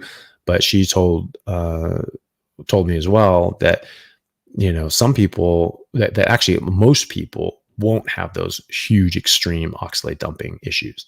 That most people will just have like a very bad day or a very bad week, and they just have some really cruddy feelings, and then they go away. Other people get that for prolonged periods of time. And she said also that she has noticed that a lot of carnivores don't get those same issues. And she thinks it might have something to do with the fact that we're not taking in tons and tons and tons of calcium unless you're, using a lot of dairy. But she says she's seen sort of down the track, sort of 2-3 years down the road, some signs of oxalate dumping, because it's sort of, and then at some point something triggers off that release. But I've seen, a lot of people, Dr. Rimka, she was like a vegan vegetarian for 12 years, obviously eating a lot of oxalates and things like that, then just went bang on a carnivore. And, from what I understand, she hasn't had those issues, and a lot of other people as well. And so it's going to affect people differently. And I think some people absolutely will have that as a problem, but I think that it has a solution if it's there, but that it's, again, a minority of people will have those extreme problems where they're having, months and weeks of serious issues that they need to sort of intervene, and do something about. Most people, it'll sort of sort itself out. You might have, a few bad days or several bad days or a couple of weeks where it's just not feeling the best, and then it sort of resolves. But there are some people I do think that get worse times than that. And I think that going through Sally's protocol is good for them. But I think you troubleshoot the other things first and make sure there's nothing else that you're missing. Because so many people can just blame it. It's like, oh, this must be what it is. It must be oxalate dumping. And that's their first troubleshoot. And there's a lot of other things. They're still using erythritol and drinking coffee and doing this and doing that and all these other sorts of things that are like, well, you address those first, I think, because those are easy fixes. And so just try that first. So great. Another super chat. Thank you so much. Really appreciate it. It says, I have IBS. After 3 days of carnivore, I ate chicken, but it made me have intestinal agony. I can eat some carbs quantity without problems. Why? Well, like I was saying earlier, some people have serious problems with different kinds of meats as well. I think mostly because of what the animals are being fed, and most chicken is being fed corn and soy and different sorts of feed that aren't really good for the chicken. Chickens are supposed to be eating bugs and worms. That's what chickens eat. And so if they're not eating that, then they're not as healthy as they can be. They're going to build up a bunch of polyunsaturated fats and omega-6s and all that sort of garbage, and that can be a problem as well. And it depends on the carbs that you're eating as well. I think that they're the only studies that I know of that are interventional in nature with fiber and carbs show that removing fiber and carbs can significantly benefit people with Crohn's and ulcerative colitis. But also there's one with just fiber that showed that people with IBS were just symptomatic gut issues, whether that's bloating or just discomfort or whatever, some sort of GI upset, not necessarily IBS, but inclusive of IBS, that when they increase, so parse them out into 4 groups. And so it was just like one group just said, stay the same, eat the exact same amount of fiber that you're eating. One group increased the amount of fiber. Another group reduced the amount of fiber. Another group eliminate fiber. And the one that increased fiber got worse. The ones that stayed the same, as you would expect, as you would hope. Those who reduced fiber all improved. Those who eliminated fiber all resolved their GI upset. So fiber can be a problem as well. Easier to absorb, carbohydrates, the starches and simple sugars, that can cause other sorts of issues. But not necessarily the same problems that like the insoluble fiber will, that sort of just is like a scouring pad, just sort of scrapes all the mucin and lining off your gut and causes other problems. So I would, if you're eating a meat that doesn't agree with you, don't eat that meat. That's fine. Red meat is going to be more palatable and more digestible and feel better for most people. And so I would just focus on the meat that makes you feel good and that you do the best on. And if you can do that with regeneratively raised animals, even better. I think you'll be better off for that. Not as accessible, and could be more expensive. So it's not something that everyone can do. So just eat the meat that you enjoy, that makes you feel good, and that you can afford and you have access to. And that's what I would do. Question from David Johnson. Thank you very much for the super chat. It says, "Hi Doc, my girlfriend went carnivore and appears to have her Still's disease, autoinflammatory, into remission for now." That's fantastic. 50 days without taking her daily anakinra shot. I haven't come across that before, but interesting. Do you have a view on this? Well, I don't have too much experience with Still's disease, but just in autoimmune issues in general, just seem to respond very, very well to a carnivore elimination diet. And there are studies like I mentioned with Crohn's disease, just eliminating carbs and fiber improve people with Crohn's, and going on an elemental diet is a better treatment for Crohn's than prednisolone. And so, that shows that there's something that in what we're eating that is causing the problem, right? For whatever reason. And some people think that there's that sort of an autoimmune response because we're getting leaky gut, we're damaging our gut, then bacteria and lectins and other sort of plant toxins that normally wouldn't be able to cross into our body are now getting into our body. And then our body's reacting to them and making an immune response, which it will. Any sort of foreign object or molecule, the body's going to be like, nope, you got to go. And it's going to build up an immune response to that. And will make antibodies towards it. And then some people in the genetically susceptible will have cross reactions called molecular mimicry, where some of those antibodies will just be close enough that they'll have a bit of an affinity for your own normal cells or one of the antigens on your cells. And so it'll sort of stick to that. And then your body will sort of react to that. Ooh, that one's bad. Get it. Right. And so your body starts attacking itself. But it was previously thought that your body then becomes sensitized to your own body and says, oh, well, now this is attacking that must be bad. Now let's get more specific for that. But I don't think that's really necessarily what's happening, because when you eliminate out eating those wrong things, those antibodies go down. And so we see that you track these in say Hashimoto's, right? And you can track these antibodies. I don't know how many patients with Hashimoto's, but their antibodies go down when they get them. If we get them on a carnivore diet, you can track them. Their antibodies just going down, down, down, down, down. No other treatment, right? No medications, no anti-inflammatories, no steroids or anything like that. Their antibodies are coming down. And well, why is that? Well, because you're reducing, eliminating, taking away the thing that your body's reacting to and making those antibodies for in the first place. And so it's just making these things, not getting a reaction, okay, well, I guess this thing's gone now. And those things can go away. And so that seems to be what's happening. There can be other sorts of things as well. People talk about, the microbiome has a very strong correlation and association with different autoimmune issues.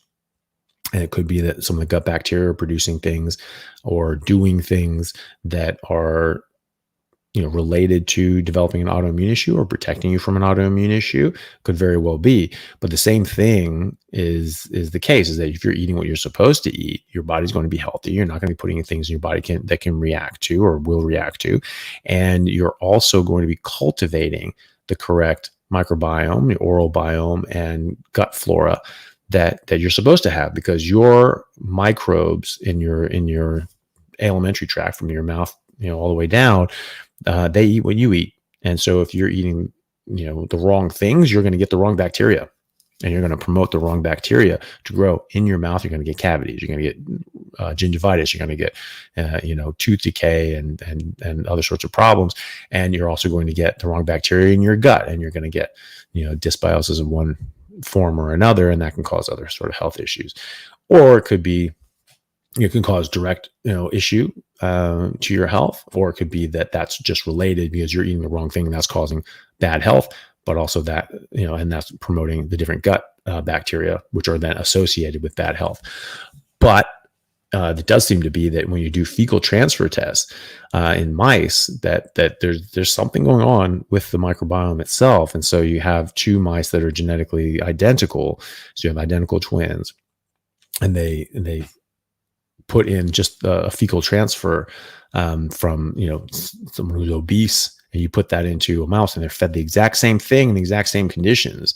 And one mouse gets fat and obese, and the other one stays lean and healthy. Very strange, very strange. Especially because, why are those bacteria even, still alive if you're not feeding them the right thing, right? Why aren't they dying off? And because they don't really have anything to eat. It should promote other bacteria that are more healthy and are better able to eat the healthy food. So it's interesting, but for multiple reasons, I'm sure people with autoimmune issues just do very, very well on a carnivore diet, generally best with a red meat and water diet. So I'm very happy that your girlfriend's doing so much better. That's awesome. And question from Bruce. Tore a hamstring 2 weeks ago, going too hard on a sprint. A lot of bruising halfway down the back of the leg, below the knee. Pain is easing up each day. Eating more beef and icing. Any advice to heal faster?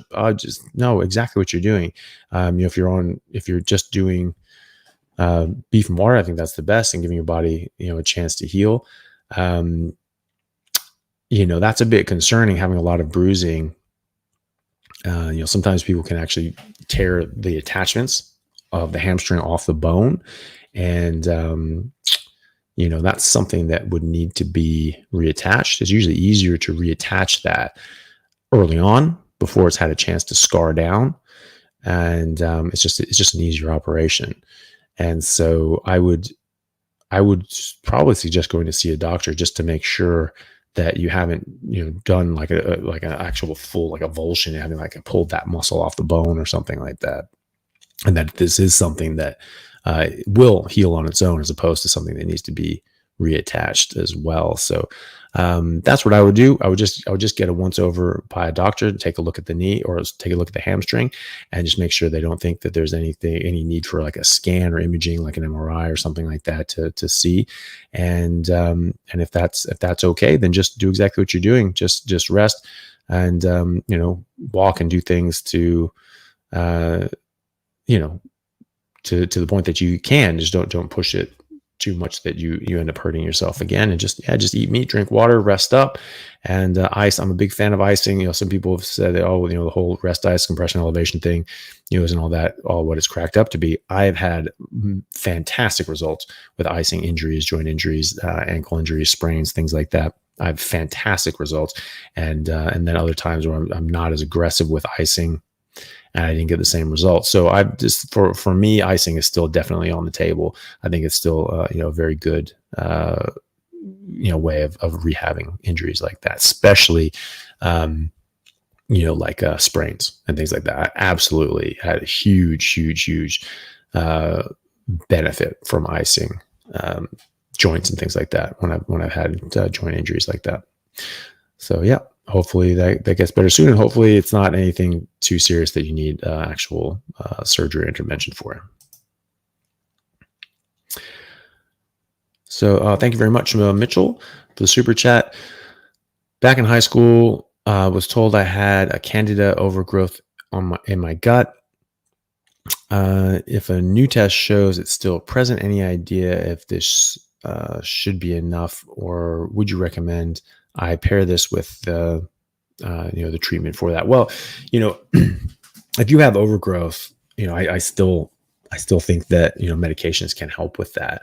Most of the time when you get if you're eating the right thing, you get maybe having some, fermented dairy products, with like, the lactobacillus, live culture yogurts and things like that. Eating that with meat seems to help with its digestion and seeding that in your gut. That can just breed and cultivate the better bacteria that will then sort of edge out and force out candida and things like that, which are more opportunistic than your normal flora. So if you have good, healthy flora, then that usually pushes out things like candida. But if you do have candida overgrowth, taking some medications just to stomp that out, I don't think is a bad idea. So just see how you go, and if it's and just eat the right thing, maybe some fermented dairy and all that sort of stuff, and then but if that's not enough, if that's not doing it, I do still think that medication are beneficial. Thank you very much for the super chat. I have high LDL, high total cholesterol, high non-HDL, also high fasting glucose. So as I was mentioning before, LDL was never a marker. Cholesterol in general was never a marker of heart disease. So there are a number of very large studies showing that higher LDL equates to longevity, better cognition, so less Alzheimer's, Parkinson's, dementia. In pregnant mothers with higher total cholesterol and LDL, they have lower rates of kids with autism. And so a lot of studies showing that higher LDL is not only not associated with heart disease at all, but in some studies, like the Framingham study, it showed a protective mechanism that lower cholesterol actually was associated with more cardiovascular death. So I don't think that that is necessarily what you have to worry about. Now you can damage your LDL, and you can damage your cholesterol, and you get the small dense lipoproteins. But that's not necessarily a problem in and of itself. It's not that those are then running amok in your body. It's that your body is damaging those things, or something's damaging those things, and that same process is also damaging other things. And so that can be like a canary in the coal mine. They're like, oh, okay, hey, look, there's something else going on here that can be a problem. If your HDL is high and your triglycerides are low, then that's more indicative that you have healthy, good LDL. I don't know if you're on a carnivore diet. I don't know what you're eating at the moment, but I would suggest that, if you're on a high-fat carnivore diet, you are going to improve your health in general, and you are going to have more healthy, large, buoyant LDL cholesterol molecules, which are what your body makes and use and need, and less of the small, dense, damaged LDL cholesterols that you don't really need and don't really want. Having a high fasting glucose. So again, I don't know if you're on a carnivore diet or not. If you are, you need to give it more time. If you have diabetes and you need to be on medication, I think you should stay on your medication until such time as your blood sugar is coming down to the point that, actually you need to start ratcheting off your blood sugar medication because now it can be too low. And that certainly happens. That happens for everyone that I've seen, and and especially on a carnivore diet when you get rid of seed oils and things like that. So if you're not on a carnivore diet, I would go on a carnivore diet, high fat, meat-based diet, eating fatty red meat until it stops tasting good, and don't eat all the other things. It's just as important. What not to eat is what to eat, probably, more important. So no plants or fungus, no sugar or any sweeteners, nothing artificial. And that goes for sauces, seasonings, and drinks as well, right? So I would just focus on just eating just whole meats, red meats, for preference and for best results, and don't eat all the other things, and continue on your medication if you need to be on it, but be mindful of the fact that your blood sugar and blood pressure and all these other things will start to normalize, and you can get to a point that you'll have too much medication on board, and you'll need to work with your doctor to start coming off of those. So be mindful of that. Question from Uncle Jonga. Thank you so much again for the super chat. Dr. Chaffee, when you work out, what kind of resistance training are you doing? Dumbbells, machines, body weights? Give us an idea of your workout, please. So it depends. It depends on the day. It depends on what I have access to. I have X3 bar sort of back there behind me. I try to use that when I sort of think about it, and I can, it's sort of hard to excuse yourself for not doing an X3 bar because it literally takes 10 minutes to do the workout. It's just sort of getting just motivated to do it. I do like going to the gym. If I don't have access to the gym or the X3 bar, I'll do body weights. I'll do some push-ups, some body weight squats. If I have access to something I can do pull-ups on, I like to do pull-ups as well. And those are great. You're just doing those sort of three things, actually probably be enough for most people. I do like going to the gym. I like doing weights. I always do everything to failure. So I'll always do as many push-ups as I can. You sort of get to the point with squats that you could just sort of go forever, but you do the best you can. You sort of do a lot of them anyway. With body weight squats. So I like using weights because, you can wear yourself out quicker.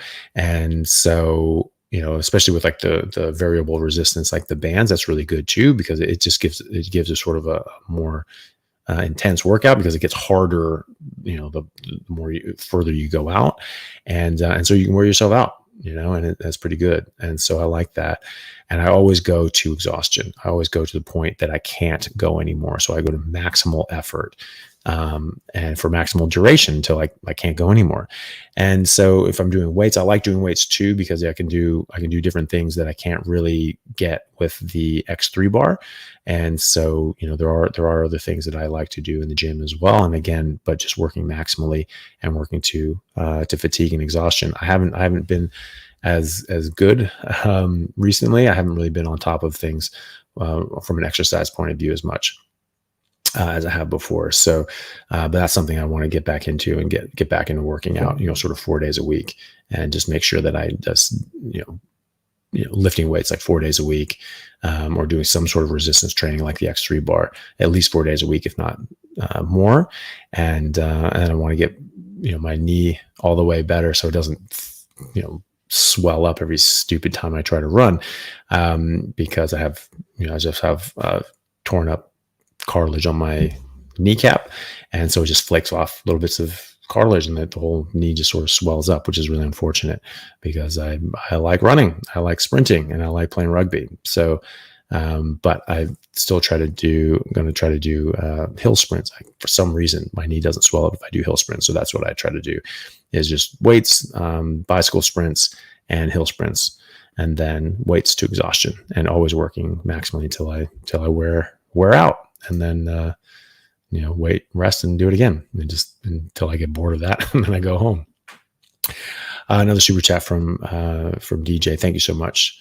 Really appreciate that. Sorry, guys, I've sort of neglected a lot of the other, comments and questions. Not on purpose, but just, had super chats and things like that I needed to get through, or get to. And so, but, do try to put these things in, and I'll try to get some of these as well. So this is from DJ, had a comment before this. Let's see. And so commented, 43 years old, same meal or two every day for 14 months, 305 to 210 pounds. Fantastic. Should I change anything to slow down weight loss, or simply eat right and stay out of the way of my body? Exactly that. Just eat until your body knows exactly how much it wants. In fact, as you get lower in body fat percentage, you're going to get to a stable body fat percentage, and your appetite is going to go up, and you're going to want to eat more. You're not going to put on fat. you're just going to be able to maintain the musculature that you have. And if you're lifting weights and exercising, you're going to put on muscle, which is great. So yeah, so exactly it. Do exactly what you've been doing. That could change. So eat fatty meat until it stops tasting good every day, and listen to your body's signals. Relearn your hunger signals. Make sure you know when your body's asking for food, and give your body enough. And once you get down to a stable body fat percentage, don't be surprised if you see your hunger go way up. You'll definitely you'll need more after that. So yeah, just keep doing that. Just keep eating, just keep giving your body what it needs, and you'll be fine. Juan, thank you so much for the super chat. Hello, Dr. Chaffee. Do you think alternate day fasting would be beneficial to body composition? I'm on the carnivore diet and weight lift, bodybuilding tempo style. Thanks for all that you do. I mean, you can, like, if I think that you do that too much, you're gonna drop your metabolism, and you're gonna find that you not only don't lose fat, but you start putting on fat. You actually put on fat because you're going to screw with your metabolism. I think it's much better to just give your body what it needs, and then just work your ass off, in the gym, and doing weights and sprints and things like that. And you'll get very lean. There are people like, Richard Smith, who did a lot of professional bodybuilding competitions. And he always competed naturally, and he would get down to 3% body fat just from a carnivore diet, just working his ass off. And so he would just get absolutely shredded. And so he won the European, pro championship. And that's a non-tested competition. And he went in natural. Right. And so he did very, very well from that. There are people that do more of a keto carnivore sort of approach, and they would sort of ratchet down as they're coming up towards competition time to getting lean up, but they're very careful. Robert Sykes, who I had on the podcast, he talks about this, and he pro bodybuilder and coach as well.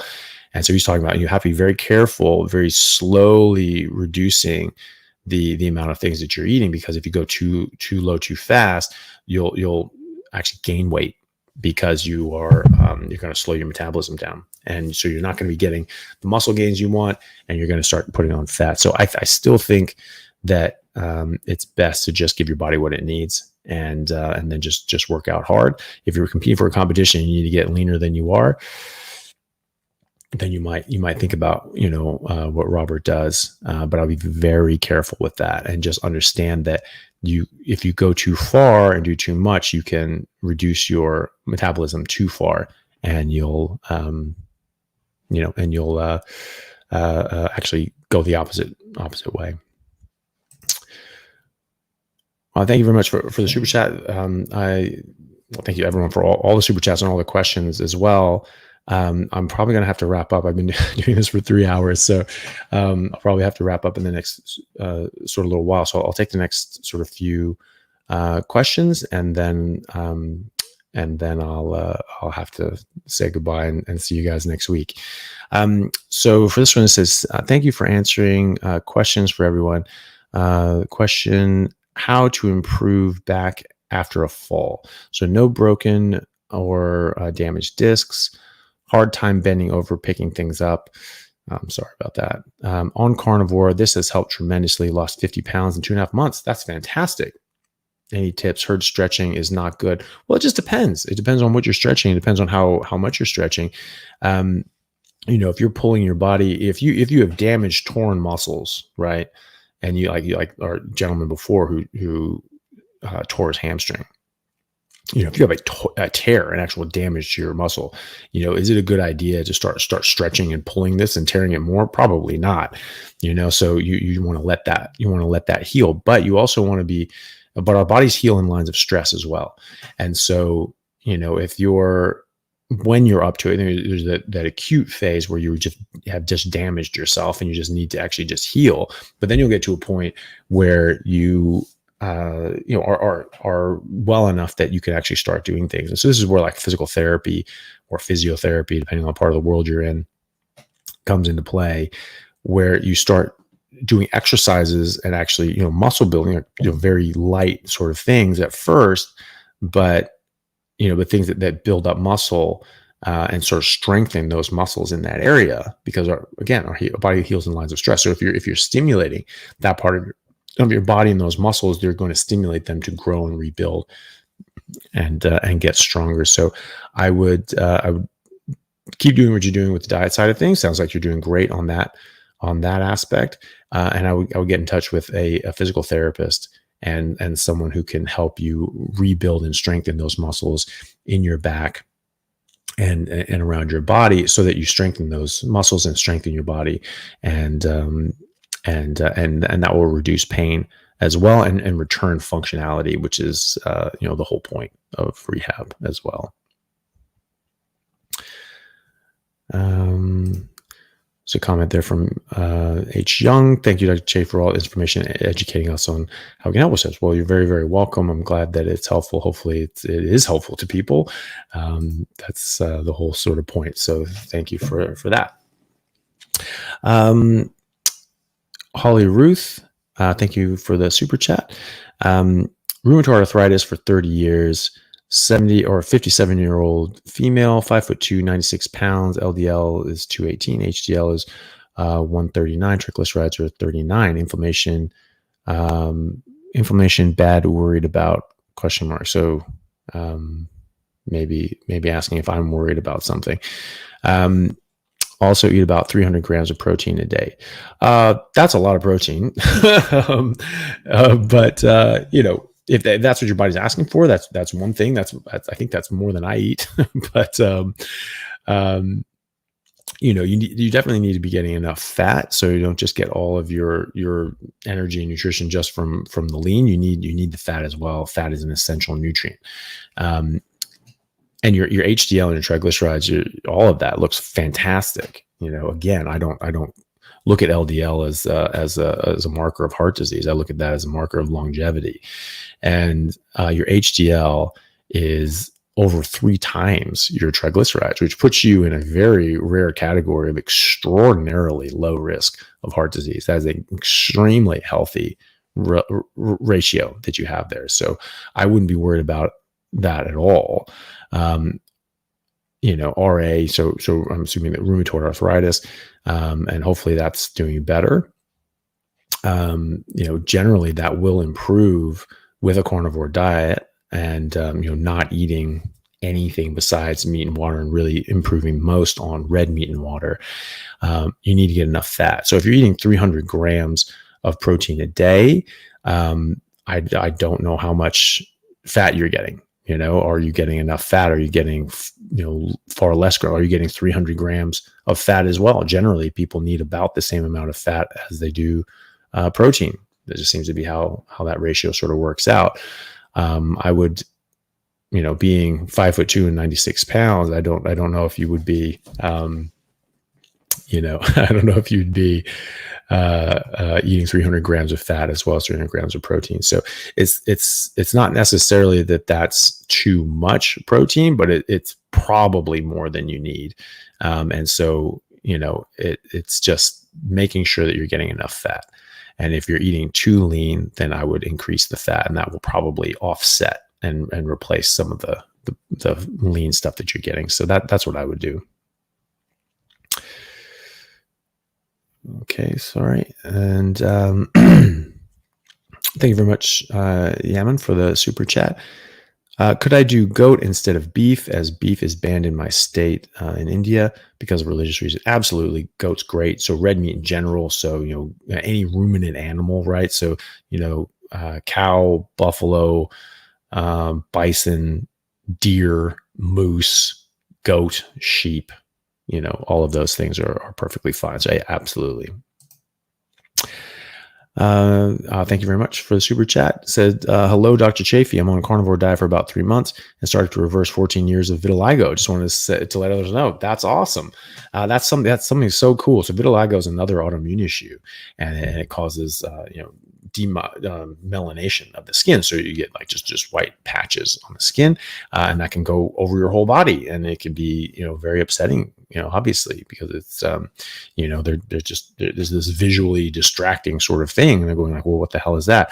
And I've now come across, another person, a number of people that have not only stopped the progression of their vitiligo, but actually reversed it, and the melanin and came back, which is fantastic. It's absolutely amazing. So that's really good to hear. And I'm very glad you're doing well. Thanks for that. High vibrational alignment. Thank you again for the super chats from previously.